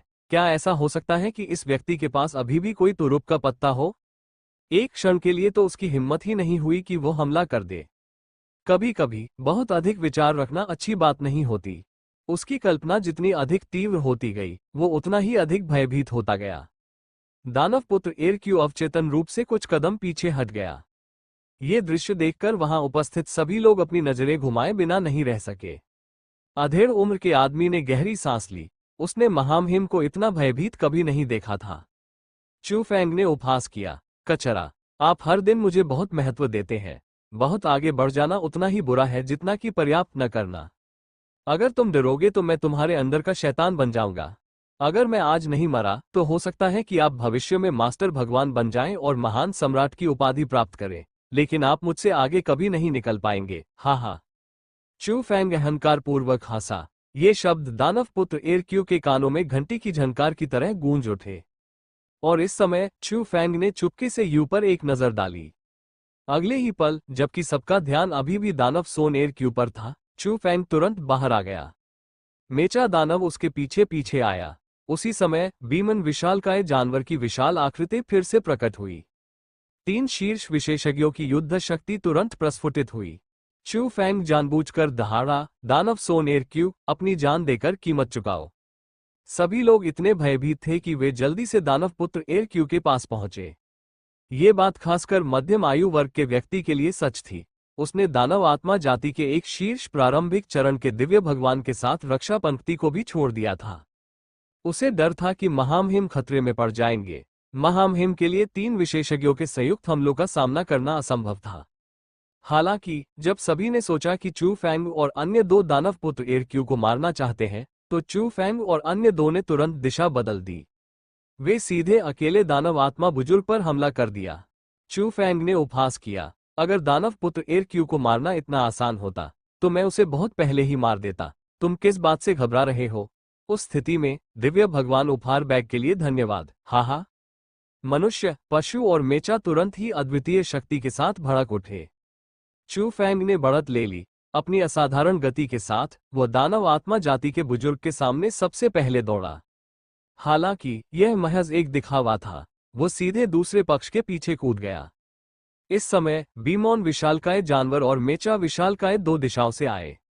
जब उन्हें घेरा जा रहा था तो वास्तव में उन तीनों ने एक शिखरस्थ प्रारंभिक दिव्य भगवान को घेर लिया था। ये दृश्य सभी की उम्मीदों से परे था। मारना, जैसे ही चू फैंग ने गहरी आवाज में दहाड़ लगाई, तीनों विशेषज्ञों ने एक साथ हमला कर दिया। लगभग तुरंत ही बीच में घिरे दानव आत्मा जाति के बुजुर्ग को हिंसक ऊर्जा उतार चढ़ाव के तहत टुकड़ों में उड़ा दिया गया। उसके पास चीखने का भी समय नहीं था। दो मध्य अवस्था के दिव्य प्रभुओं की युद्ध शक्ति के साथ, जिसमें बीमॉन विशालकाय जानवर जैसा एक अत्यंत दबंग क्रूर जानवर और चू फैंग एक शीर्ष प्रारंभिक अवस्था के दिव्य प्रभु शामिल थे। एक प्रारंभिक अवस्था के दिव्य प्रभु को मारना बहुत आसान था। यह एक है। अपना काम खत्म करने के बाद चू फैंग केवल मंद मंद मुस्कुराया। दुर्भाग्य से हमें अपनी लागत पूरी करने के लिए कम से कम 2 और मारने होंगे। अगर हम मुनाफा कमाना चाहते हैं तो हमें कम से कम 6 को मारना होगा। चू फैंग की बातें सुनकर यू ने व्यंग्य किया। ठीक है, दिखावा बंद करो। अगर तुम उनमें से 6 को मार सकते हो तो उन्हें मिटा दो। क्या हम उन्हें घेर रहे हैं या हमें घेरा जा रहा है? चू फैंग ने अपना सिर हिलाना जारी रखा। हमें अभी भी एक सपना देखना है। अगर यह सच हो गया तो क्या होगा? उन दोनों ने एक दूसरे को चिढ़ाया, जिससे दानव पुत्र एरक्यू इतना क्रोधित हो गया कि उसके चेहरे का भाव काला पड़ गया। उसने अपने बगल में खड़े अधेड़ उम्र के व्यक्ति की ओर ठंडी निगाह से देखा। वो कुछ कहना चाहता था, लेकिन अंततः उसे सहना पड़ा। इस बार यदि छाया मध्यम आयु वर्ग के व्यक्ति को अपनी सुरक्षा के बारे में ज्यादा चिंता नहीं होती और उसने उस दानव आत्मा जाति के बुजुर्ग को छोड़ दिया होता, तो वे दोनों निश्चित रूप से ठीक होते। अभी ऐसी स्थिति को रोकने के लिए दानव पुत्र एरक्यू ने विशेष रूप से सभी को जोड़ा था। न केवल वे उन तीनों को फंसा सकते थे, बल्कि वे चू फैंग और अन्य लोगों द्वारा तुरंत मारे भी नहीं जाएंगे। हालांकि चू फैंग बहुत चालाक था। इस बार वह वास्तव में उसका उपयोग कर रहा था। मुख्य बात यह थी कि कुछ लोग वास्तव में इस पर विश्वास करते थे। हालांकि दानव पुत्र एरक्यू कुछ भी नहीं कह सका। वे ये सब उसकी भलाई के लिए कर रहे थे, है ना? सौभाग्य से इस बार जो मरा वो उसका अपना नहीं था, फिर भी यह स्वीकार्य था। दानव पुत्र एरक्यू ने अपने दिल में बुदबुदाया। दूसरी ओर एल्डर कान के पास अपना गुस्सा निकालने के लिए कोई जगह नहीं थी। दानव आत्मा जाति के एक और दिव्य भगवान विशेषज्ञ की मृत्यु हो गई थी। अब तक न केवल उन्हें कोई लाभ नहीं मिला था, बल्कि 2 दिव्य भगवान विशेषज्ञों की भी मृत्यु हो चुकी थी। यदि यह जारी रहा, भले ही उसने यू को मार दिया और 10,000 स्रोत संरचना पर कब्जा कर लिया, यह एक शुद्ध नुकसान होगा। सबसे महत्वपूर्ण बात यह है कि इस बुजुर्ग को मरना नहीं पड़ा। उसे उसके सहयोगियों ने धोखे से मौत के घाट उतार दिया। उसके हृदय में क्रोध की कल्पना की जा सकती है। उसका स्वर और भी ठंडा हो गया। महाराज एरक्यू, आपको हमारी जाति को इसका स्पष्टीकरण देना होगा। इससे पहले कि दानव पुत्र एरक्यू उसे सांत्वना दे पाता, एल्डर कांग ने आगे कहा, चू फैंग को मारने के बाद हमारी जाति के पास उसके पीठ पर पंख होंगे। अब एल्डर कांग को पता चल गया, चू फैंग की पीठ पर लगे पंख वास्तव में इतनी भयानक गति से उड़ सकते थे।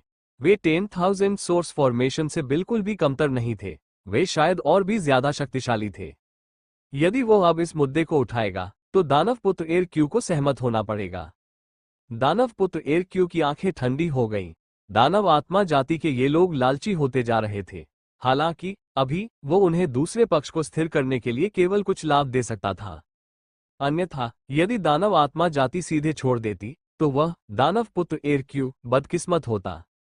उसने एक गहरी सांस ली। दानव पुत्र एरक्यू ने भारी स्वर में सिर हिलाया। हालांकि वो अब चू फैंग के प्रति अपनी हत्या की मंशा को दबा नहीं सकता था। ठीक है, टालमटोल करना बंद करो। सभी लोग अपना सर्वश्रेष्ठ प्रयास करें। अगर हम टालमटोल करते रहेंगे तो हम चू फैंग को सिर्फ मौका ही देते रहेंगे। अगर वे अपनी जान जोखिम में डालने की हिम्मत करते हैं तो क्या हम हिम्मत नहीं करते? कौन काय है जो भगवान के स्तर तक साधना कर सके? बड़े भाई, युद्ध के दौरान बस अपना काम करते रहो। तुम्हें मेरी परवाह करने की जरूरत नहीं है। अगर चू फैंग मुझे मारना चाहता है एरक्यू, तो तुम्हें देखना होगा कि चू फैंग में ये क्षमता है या नहीं। अंतिम वाक्य मध्यम आयु वर्ग के व्यक्ति के लिए था। बाकी लोगों ने सहमति में सिर हिलाया। तुरंत ही सभी लोग पुनः आम सहमति पर पहुंच गए। इसी समय वे चू फैंग और बीच में खड़े अन्य 2 लोगों की ओर बढ़े। 7 बनाम 3 दोनों टीमों के बीच का अंतर काफी कम हो गया था। हालांकि चू फैंग अच्छी तरह से जानता था कि इसमें कोई अंतर नहीं था। वे तीनों अभी भी दूसरे पक्ष के मुकाबले में नहीं थे। उसने एक गहरी सांस ली। वो जानता था कि दूसरा पक्ष पहले से ही पूरी ताकत से हमला करने के लिए तैयार था। तो फिर लड़ो, जिंदगी और मौत तो किस्मत पर निर्भर है। ये तो बस एक नर्म वाक्य था। उन्हें निर्देश देने का समय नहीं था। अगले ही क्षण दोनों पक्षों में तत्काल लड़ाई शुरू हो गई। एक क्षण में आकाश काला हो गया। एक युद्ध जिसमें 10 दिव्य भगवान विशेषज्ञ अपनी जान जोखिम में डाल रहे थे। यहां तक कि स्टार्टिंग ग्राउंड के मुख्य क्षेत्र में भी, जहां विशेषज्ञ बादलों की तरह आम थे, यह एक अत्यंत दुर्लभ दृश्य था। दुनिया बुरी तरह कांप रही थी। ऐसा लग रहा था जैसे अगले ही पल वो टूटकर बिखर जाएगा। चू फैंग और अन्य दो को अब कोई परेशानी नहीं थी। उन्होंने पूरी ताकत से हमला किया। वे भागने की कोशिश नहीं कर रहे थे, बल्कि उसके साथ कुछ और लोगों को भी नीचे घसीटना चाहते थे। लेकिन वास्तव में दूसरा पक्ष मूर्ख नहीं था। संख्या और ताकत में वे पूरी तरह से आगे थे। एक बार जब वे गंभीर हो गए, तो चू फैंग और अन्य लोगों के लिए दूसरे पक्ष को मारना मुश्किल हो जाएगा। वहां तो कोई भी गंभीर रूप से घायल नहीं हुआ। दूसरी ओर वे तीनों पहले से ही चोटों से ग्रस्त थे। खून बह रहा था। ऐसा लग रहा था जैसे वे खून से बने हों। बीमन जायंट बीस्ट सबसे ताकतवर था, लेकिन उसे सबसे बुरी तरह से निशाना बनाया गया था। उसके विशाल शरीर को बाल्टी के आकार के छेद से उड़ा दिया गया था और खून लगातार बह रहा था। सौभाग्यवश ये टिकने के लिए अपनी शक्तिशाली जीवन शक्ति पर निर्भर था। हालांकि इसकी आभा भी काफी कमजोर हो गई थी। ये दिव्य प्रभुओं के बीच की लड़ाई थी। एक पल में जीवन और मृत्यु का फैसला हो सकता था। चू फैंग भारी सांस लेने लगा।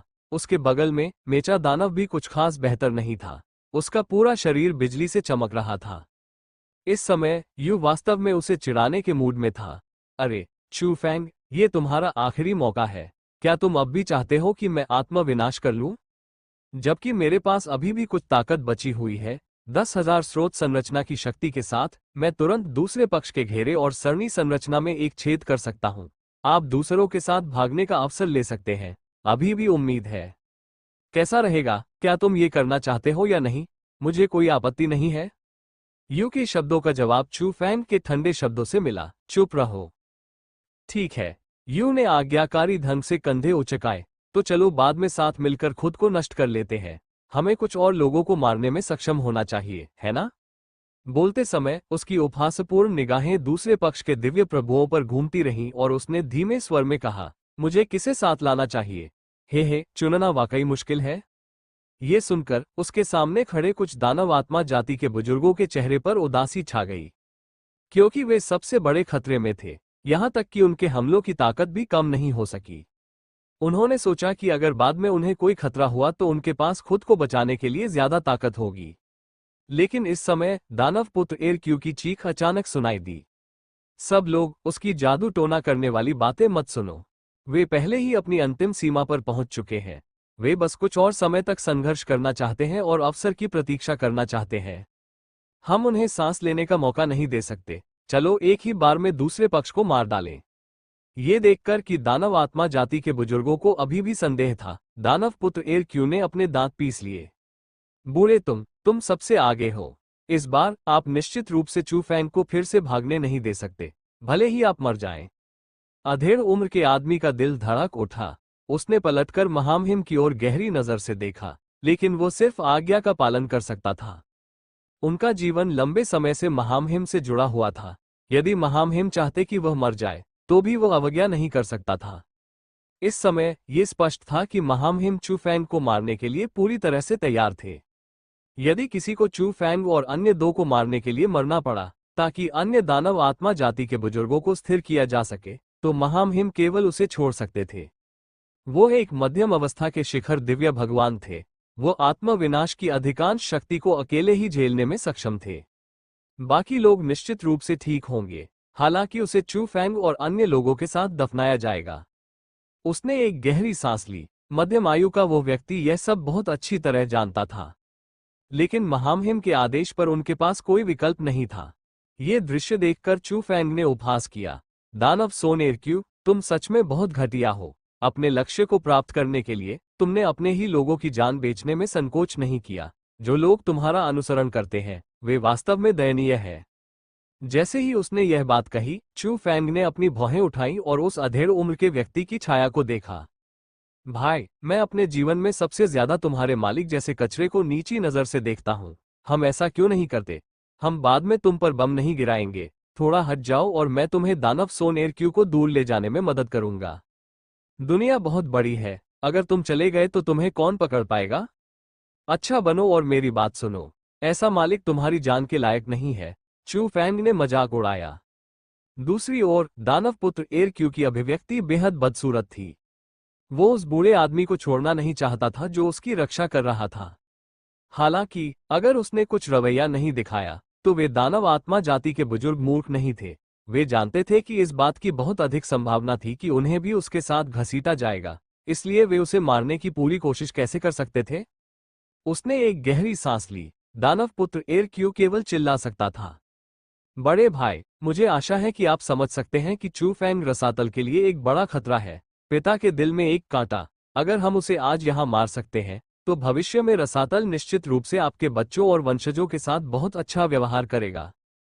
कुछ ही दूरी पर मध्यम आयु वर्ग के व्यक्ति ने जब दानव पुत्र एर क्यू की विशेष व्याख्या सुनी तो वो मुस्कुराए बिना नहीं रह सका। महाराज, आपको मुझे समझाने की कोई जरूरत नहीं है। मैं आज जहां हूं वो मेरे सम्राट के पालन पोषण की वजह से है। अगर मैं रसातल के लिए मर सकता हूं तो मैं इससे ज्यादा कुछ नहीं मांग सकता। चू फैंग ने कुछ शब्दों से मुझे मोहित करने की कोशिश की। मैं बिल्कुल भी विचलित नहीं हुआ। वो नहीं समझेगा। मेरे दिल में आप और महामहिम। जब वो बोल रहा था तो उस छायादार अधेड़ व्यक्ति ने दानव आत्मा जाति के बुजुर्गों की ओर देखा और मंद मंद मुस्कुराया। साथियों, चिंता करने की कोई जरूरत नहीं है। मैं बाद में मोर्चे पर खड़ा हो जाऊंगा। भले ही चू फैंग और अन्य लोग खुद को नष्ट कर ले, लेकिन वे आपके लिए कोई खतरा नहीं होंगे। मैं केवल यही उम्मीद करता हूं कि आप पूरे दिल से महामहिम की सहायता कर सकते हैं और चू फैंग को फंसाकर मार सकते हैं। आपको उसे फिर से भागने का मौका नहीं देना चाहिए। मध्यम आयु वर्ग के व्यक्ति की बातें सुनकर दानव आत्मा जाति के बुजुर्गों के समूह को राहत मिली। अगर ऐसा था तो अब डरने की कोई जरूरत नहीं थी। वैसे भी वे मरने वाले नहीं होंगे। वे सभी खुश हो गए। साथी दाववादी, चिंता मत करो। चू फैंग को मारना भी हमारी दानव आत्मा जाति की इच्छा है। ऐसा राक्षस अब मानव जाति में नहीं दिखना चाहिए। मध्यम आयु वर्ग के व्यक्ति ने सिर हिलाया। अच्छी बात है। ऐसा कहकर वह आगे बढ़ा और चू फैंग और अन्य दो के सामने खड़ा हो गया। उसका चेहरा शांत था और वो कुछ भी नहीं बोला। ऐसा लग रहा था जैसे उसने अपनी जान जोखिम में डालने का फैसला कर लिया हो। ये देखकर चू फैंग केवल मुस्कुराया। कितना वफादार गुलाम है। इसे भूल जाओ। एक शापित भूत को अच्छे शब्दों से मनाना मुश्किल है। एक शिखर मध्य अवस्था वाले दिव्य भगवान को मौत के घाट उतार पाना कोई बुरी बात नहीं है। मैं इस विचार से थोड़ा क्रोधित हूं कि कचरा दानव सोन एर क्यू अभी भी लापरवाह रह सकता है। उसके बगल में यू ने उपहास किया। ठीक है, अगर तुम उसे मार नहीं सकते तो बकवास करना बंद करो। तुम कब खुद को खत्म करने जा रहे हो? जल्दी करो और मुझे पुष्टि दो। मैं इंतजार नहीं कर सकता। चू फैंग को यू की परवाह नहीं थी। दूसरी पार्टी ने अभी हमला नहीं किया था। इतनी जल्दी क्या थी? क्या मरना आसान नहीं था? क्या होगा अगर उसे अभी भी भागने का मौका मिले? आखिरी क्षण तक चू फैंग को कभी पता नहीं चला कि हार मानना क्या होता है। हालांकि जब मध्यम आयु वर्ग के व्यक्ति ने खुद को बलिदान करने की योजना बनाई तो दानव आत्मा जाति के अन्य बुजुर्गों ने अपना मन बना लिया था। वे अब और नहीं हिचकिचाए और उसे कोई दोष नहीं मिला। चू फैंग ने एक लंबी सांस ली। ऐसा लग रहा था जैसे वो सचमुच यही मरने वाला था। लानत है। उसने सोचा था कि इस बार भी वो दुर्भाग्य को सौभाग्य में बदल सकेगा। हालांकि उनके सामने के 7 दिव्य भगवान विशेषज्ञों के पूरी तरह से एकजुट होने के बाद उन्होंने स्थिरता और सावधानी से लड़ाई लड़ी। चू फैंग और अन्य दो को कदम से कदम मिलाकर चलने के लिए जगह कम करते हुए। ऐसा लग रहा था जैसे बचने का कोई रास्ता ही नहीं था। चू फैंग को लगा कि इस बार उसके पास सचमुच कोई विकल्प नहीं था। ज्यादा से ज्यादा वो एक आखिरी दांव खेलेगा और एंजल ब्लडलाइन एसेंस और एंजल जेड मैरो को निगल जाएगा। शायद उसकी गति तुरंत ही एक भयानक चरम सीमा तक पहुंच जाएगी। इसका उपयोग करके वो भागने का अवसर बनाने में सक्षम हो सकता है। हालांकि चू फैंग बिल्कुल भी आश्वस्त नहीं था। उसे ये भी पता नहीं था कि उसका शरीर इतनी भयानक गति को झेल पाएगा या नहीं। लेकिन अब वो केवल एक प्रयास ही कर सकता था। उन्होंने यू को एक ध्वनि संदेश भेजा। अगर अंत में कोई विकल्प नहीं था तो वह अपने सभी कीमती सामानों को खुद ही नष्ट कर सकता था। वो दुश्मन के लिए कोई लाभ नहीं छोड़ सकता था। सब कुछ तैयार था। जैसे ही चू फैंग अंतिम जुआ खेलने की योजना बना रहा था, अचानक किसी कारण से कुछ दानव आत्मा जाति के बुजुर्गों ने पलटवार किया। नेता एल्डर कोंग अचानक पलटे। उनकी आभा एक क्रोधित शाही की तरह फूट पड़ी। क्या चल रहा है? दानव पुत्र एरक्यू भ्रमित था और जल्दी से पूछा। चू फैंग को मारने के लिए यह सबसे महत्वपूर्ण क्षण था, वो कुछ और नहीं होने दे सकता था। हालांकि चीजें योजना के अनुसार नहीं हुई। एल्डर कान की क्रोधित दहाड़ सुनी जा सकती थी। अरे, ये तो असल में मानव आत्मा जाति के लोग हैं, वे यहाँ क्यों हैं? दानव आत्मा जाति के कुछ बुजुर्ग लोग एक सतत पर्वत श्रृंखला को घूर रहे थे जो उनसे कुछ ही दूरी पर थी। वे सभी दिव्य भगवान विशेषज्ञ थे और विशेष रूप से आभा के प्रति संवेदनशील थे। विशेषकर दानव आत्मा जाति के बुजुर्ग, जो मानव आत्मा जाति के दिव्य भगवान विशेषज्ञों के पुराने परिचित थे। वे अनगिनत वर्षों तक एक दूसरे से लड़ते रहे थे। चाहे दूसरा पक्ष कितना भी छुपा ले, वे उनसे नहीं छुप सकते थे। वे मूलतः तुरंत ही दूसरे पक्ष के स्थान का पता लगा लेते हैं। एल्डर कोंग और अन्य लोगों को यह आभास हो गया था कि मानव आत्मा जाति के विशेषज्ञ तेजी से आ रहे हैं। वे शायद कुछ ही सांसों में पहुंच जाएंगे। जब दानव पुत्र एरक्यू ने यह सुना तो उसका चेहरा तुरंत काला पड़ गया। उसने गहरी सांस ली और खुद को शांत रखने के लिए मजबूर किया और चिल्लाया, दूसरी पार्टी कितनी मजबूत है। 5 दिव्य भगवान, उनमें से ओल्ड म्यू और जुन परिवार के चौथे बेटे में मध्य चरण के शिखर दिव्य भगवान की शक्ति है। अन्य 2 भी प्रारंभिक चरण के शिखर दिव्य भगवान है। जुन फेग भी है, जो प्रारंभिक चरण के दिव्य भगवान की दहलीज पर है। एल्डर कांग ने तुरंत ही जवाब में एक ध्वनि संदेश भेजा। यह सुनकर दानव पुत्र एरक्यू का चेहरा काला पड़ गया। धत्तेरी की, वास्तव में एक दुर्घटना ऐसे ही महत्वपूर्ण क्षण पर घटित हुई। वह अचानक पलटा और चिल्लाया, मानव आत्मा जाति के विशेषज्ञों को आने में कुछ सांसें लगेंगी। मेरी सेना दूसरी पार्टी की कुछ सांसों को भी झेल सकती है। ये काफी है। इस बिंदु पर दानव पुत्र एरक्यू ने अपनी सुरक्षा की अनदेखी की और अचानक चू फैंग की ओर हमला किया। सब लोग मेरे पीछे आओ, दुश्मन की सेना के आने से पहले हमें चू फैंग को मारना होगा। दानव पुत्र एरक्यू पहले से ही पागल होने के करीब था। उसने बहुत बड़ी कीमत चुकाई थी। जब सफलता की सबसे अधिक संभावना थी, तभी एक और दुर्घटना घट गई। कितने असहाय! क्या यह हो सकता है कि चू फैंग वास्तव में भाग्य का पुत्र था? ऐसी विकट परिस्थिति में भी वह उसे मार नहीं सका। मैं इस पर विश्वास नहीं करता। दानव पुत्र एरक्यू अपने दिल में दहाड़ा। आज तो वह उसे मार ही डालेगा। महाराज, जल्दबाजी मत कीजिए। ये देखकर छायादार मध्यम आयु वर्ग के व्यक्ति ने जल्दी से दानव पुत्र एरक्यू को रोक दिया। उसे डर था कि उसके महारानी के साथ कुछ हो जाएगा। वह अच्छी तरह से जानता था कि चू फैंग और अन्य लोगों की ताकत के साथ उनके लिए कुछ समय तक टिकना कोई समस्या नहीं होगी। चाहे राजकुमार एरक्यू कितना भी क्रोधित क्यों न हो, यह बेकार था। इसके अलावा, अगर महामहिम बहुत करीब आ गए और चू फैंग और अन्य ने आत्मविनाश कर लिया, भले ही उसने अपनी जान जोखिम में डाल दी, उसे विश्वास नहीं था कि वह महामहिम की रक्षा कर सकता है। बेशक, अगर चू फैंग ये सुन लेगा तो वह निश्चित रूप से क्रोधित हो जाएगा। आप ही हैं जो खुद को नष्ट कर लेंगे। आपके पूरे परिवार ने खुद को नष्ट कर लिया। हम यह महसूस कर सकते हैं। मेरे सुदृढ़ीकरण यहाँ है। मैं आत्मा विनाश क्यों करूंगा? यद्यपि वह नहीं जानता था कि मानव आत्मा जाति के वे लोग उसे बचाने क्यों आए थे, फिर भी वे अंततः उसके लिए आशा की एक किरण लेकर आए थे। इस समय, भले ही आप मुझे दानव पुत्र एरक्यू के साथ मरने दें, फिर भी मुझे लगेगा कि यह एक नुकसान है। हालांकि, अगर दानव पुत्र एरक्यू इतना तर्कहीन बना रहा, तो चू फैंग को अगली बार जब वह इस रसातल भगवान पर हमला करेगा, तो उसे मारने के लिए बीमोन विशालकाय जानवर और मेचा विशालकाय के साथ सेना में शामिल होने में कोई आपत्ति नहीं होगी। समय एक पल में बीत गया। दानव पुत्र एरक्यू का कुछ ही सांसों में चू फैंग को मारने का तथाकथित इरादा स्वाभाविक रूप से हासिल करना असंभव था। कुछ ही देर बाद, मानव आत्मा जाति के 5 विशेषज्ञ व्यूह रचना के सामने आ पहुंचे। एक सहज संयुक्त हमले से व्यूह रचना बिखर गई। जुन फैंग ने गर्व से अपना सिर उठाया। उनकी राय में, इस व्यक्ति को उनका आभारी होना चाहिए कि उसने बीती बातें भूलकर चू फैंग को बचाने के लिए कदम उठाया। लेकिन इससे पहले कि वह श्रेय मांग पाता, अचानक उसने मेचा दानव का चेहरा देखा। ये यू का चेहरा था। एक पल के लिए जुन फैंग अचानक स्तब्ध रह गया। सिर्फ जुन फैंग ही नहीं, स्पष्ट रूप से कहें तो आध्यात्मिक जाति के 5 विशेषज्ञ जो मदद करने आए थे, वे सभी एक ही समय में अचंभित रह गए। ये व्यक्ति बहुत परिचित लग रहा है। जुन फेंग खुद को बुदबुदाने से रोक नहीं सका। फिर उसने अपने चौथे बड़े की ओर देखा, मानो वह पुष्टि चाह रहा हो।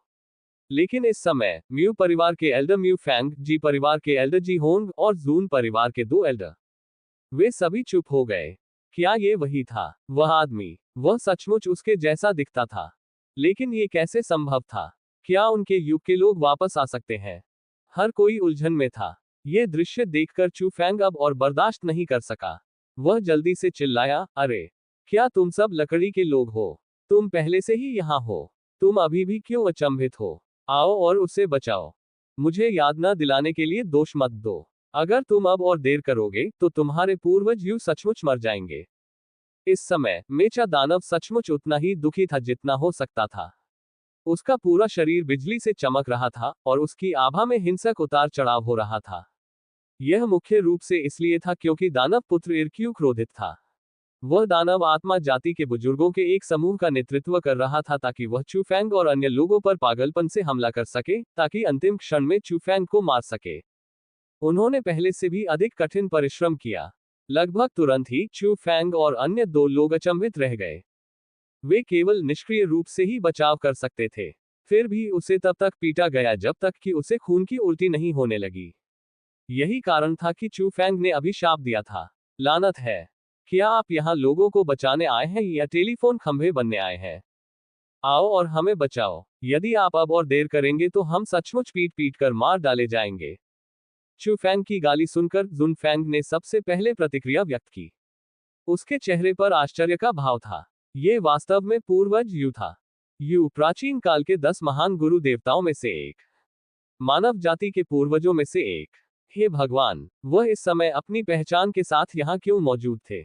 इससे पहले उन्हें जो जानकारी मिली थी उसमें केवल इतना कहा गया था कि दानव शिकार दल को घेर लिया गया था और उस पर हमला किया गया था, लेकिन किसी ने कभी नहीं कहा था कि दानव शिकार दल में यू नाम का कोई व्यक्ति था। दीवानी दीवानी, एक पल में मानव आत्मा जाति के 5 विशेषज्ञ पागल हो गए। अब कारण चाहे जो भी हो, उनके पूर्वज वही थे। चाहे उन्हें अपनी जान जोखिम में डालनी पड़े, उन्हें उसे बचाना ही था। हमारे आने से पहले हमें किसी ने नहीं बताया कि पूर्वज अंदर है। जैसे ही उन्हें ये समाचार मिला, मानव आत्मा जाति को उसे बचाना पड़ा, भले ही इसके लिए उन्हें अपनी पूरी ताकत लगानी पड़ी। मानव आत्मा जाति पृथ्वी पर मनुष्यों से भिन्न थी। उनकी विरासत कभी भी नहीं छीनी गई थी। प्राचीन मानव जाति की हर चीज उन पर हर समय प्रभाव डालती थी। उदाहरण के लिए कुलदेवता की शक्ति। ये प्राचीन मानव जाति के 10 महान गुरु देवताओं द्वारा इंपीरियल कोर्ट दिव्य महाद्वीप में भविष्य की पीढ़ियों के लिए छोड़ी गई शक्ति थी। उनमें से उजाड़ भगवान और पूर्वज यू सबसे मजबूत थे। ये कहना कोई अतिशयोक्ति नहीं होगी कि 70% से अधिक मानव आत्मा जाति के पास ये 2 योद्धा कुलदेवता के रूप में थे। इसलिए मानव आत्मा जाति के दिलों में पूर्वज की भूमिका के अलावा उजाड़ भगवान और यू भी विश्वास थे। यू हर किसी के दिल में एक अपूरणीय भगवान था। आज संयोगवश उन्हें उसके हृदय में परम श्रद्धा का साक्षात्कार हो गया था। कौन प्रसन्न नहीं होगा? यहाँ तक कि वे अनुभवी बुजुर्ग भी, जो पहले से ही दुनिया का अनुभव कर चुके थे, इतने उत्साहित थे कि वे खुद को नियंत्रित नहीं कर सके। पूर्वज यू, हम आपको बचाने के लिए यहाँ हैं। मार डालो पूर्वज यू के लिए, हर कीमत पर। मानव आत्मा जाति के 5 विशेषज्ञ तुरंत पागल हो गए। वे पागलों की तरह दानव आत्मा जाति को घेरने की ओर दौड़े। क्षण भर में ही वह आभा भयावह हो गई। इसने कुछ दानव आत्मा जाति के बुजुर्गों को भी भयभीत कर दिया। ऐसा नहीं था कि वे इन बूढ़ों से पहले कभी नहीं लड़े थे, लेकिन एक कहावत है कि जो जितना लंबा जीता है, वह उतना ही डरपोक होता जाता है।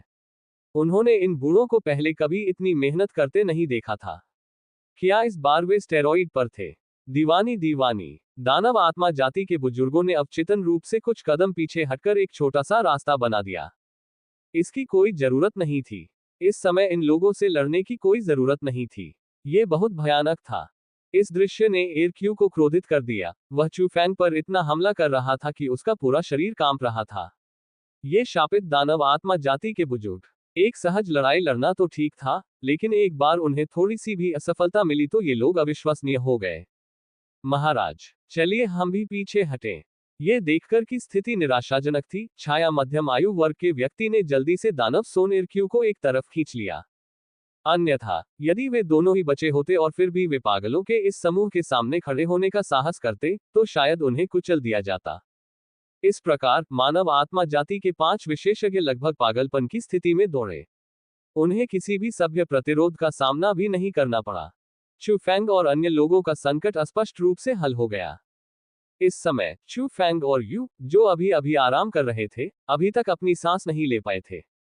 मानव आत्मा जाति के 5 विशेषज्ञ यू के सामने पहुंचे। इस समय यू अभी भी मेचा दिव्य हथियार की अवस्था में था। हालांकि वह परिचित चेहरा और परिचित आभा अभी भी सभी को उत्साहित कर रही थी। ये भावना थी टोटेम शक्ति की आभा। उन पांचों ने उत्साह से यू को घेर लिया। दूसरी ओर उनके बचाव का मुख्य लक्ष्य चू फैंग पूरी तरह से विफल हो गया था। किसी को उसकी परवाह नहीं थी। चू फैंग ने अपने होंठ दबा लिए, लेकिन वह समझ नहीं सका। चू फैंग ने इसे जिस तरह से देखा, क्या इसकी कोई आवश्यकता थी? क्या वह कोई प्राचीन मानव नहीं था? जब मैंने उसे पहली बार देखा तो मुझे इतनी खुशी क्यों नहीं हुई? उस समय झील के तल पर चू फैंग ने यू के असली शरीर, मास्टर भगवान स्तरीय अस्तित्व का सामना भी किया था। लेकिन ऐसा लग रहा था कि बस इतना ही था। यदि आप मुझे कोई लाभ नहीं देंगे तो मैं आपसे परेशान नहीं होऊंगा। प्राचीन मानव, उस समय उसने इसके बारे में कभी नहीं सुना था। वह कैसे उत्साहित हो सकता है? लेकिन मानव आत्मा जाति की स्थिति अलग थी। इंपीरियल कोर्ट दिव्य महाद्वीप में मानव आत्मा जाति और दानव आत्मा जाति हमेशा समान स्तर पर रही थी। हालांकि दानव आत्मा जाति स्पष्ट रूप से अधिक शक्तिशाली थी। दिव्य महाद्वीप की 10 सबसे बड़ी जनजातियों में से 7 दानव आत्मा जाति से थीं। मानव आत्मा जाति में केवल जुन, म्यू और जी परिवार ही बचे थे। ये भी कहा जा सकता है कि प्राचीन मास्टर देवताओं की टोटेम शक्ति ने मानव आत्मा जाति के अस्तित्व में बहुत योगदान दिया था। इस शक्ति के समर्थन के बिना कमजोर मानव जाति बहुत पहले ही शक्तिशाली दानव आत्मा जाति द्वारा निगल ली गई होती। विरासत, शक्ति, विश्वास, सब कुछ आपस में जुड़ा हुआ था। चू फैंग के मतानुसार ये मानव प्राचीन मानव के वंशजों जैसे थे। जहां तक पृथ्वी का सवाल है, शायद प्राचीन मनुष्यों की अपनी कठिनाइयां थीं। चाहे जो भी हो, पृथ्वी धीरे धीरे प्रलय के युग में प्रवेश कर रही थी। परिणामस्वरूप जब रसातल ने आक्रमण किया तो पृथ्वी पर केवल कुछ बिल्लियां और बिल्ली के बच्चे ही बचे थे। ये कहना असंभव था कि उनमें कोई नाराजगी नहीं थी। बेशक चू फैंग को आगे की जांच करने की जहमत नहीं उठानी पड़ी। चाहे कुछ भी हो, यदि पृथ्वी पर प्राचीन मनुष्यों द्वारा छोड़ी गई स्वर्णिम रैंकिंग सूचियां न होती, तो पृथ्वी पर मनुष्यों में प्रतिरोध करने की शक्ति भी नहीं होती। चू फैंग को उम्मीद थी कि जब वे प्राचीन अस्तित्व वापस लौटेंगे, तो वह उनसे कुछ जवाब प्राप्त कर सकेगा। जब तक वे जानबूझकर उन्हें त्याग नहीं देते, चू फैंग अभी भी इसे स्वीकार करने को तैयार था। बेशक सबसे महत्वपूर्ण बात यह थी कि चू फैंग को लगा कि अगर प्राचीन काल के वे सभी लोग उतर आए और ब्रह्मांड मास्टर देवताओं और महान सम्राटों के युग में प्रवेश करना शुरू कर दे, यदि उसे पृथ्वी पर मनुष्यों के लिए कोई समर्थक नहीं मिला, तो अधिक समय नहीं लगेगा जब वे उन लोगों द्वारा निगल लिए जाएंगे। जहां तक प्राचीन मनुष्यों का प्रश्न है, उनकी जांघों से चिपके न रहना व्यर्थ होगा। जब हम छोटे थे तब तुमने हमारी परवाह नहीं की। अब जब हम बड़े हो गए हैं, तो तुम हमारी भरपाई क्यों नहीं करते? चू फैंग इसकी प्रतीक्षा कर रहा था। कौन हर दिन प्रेम का जीवन नहीं जीना चाहता? इन दिनों सारा बोझ उसी पर आ गया था। चू फैंग भी थक गया था। वह इस बात का इंतजार नहीं कर सकता था कि कोई लंबा आदमी आकर इसे थाम ले।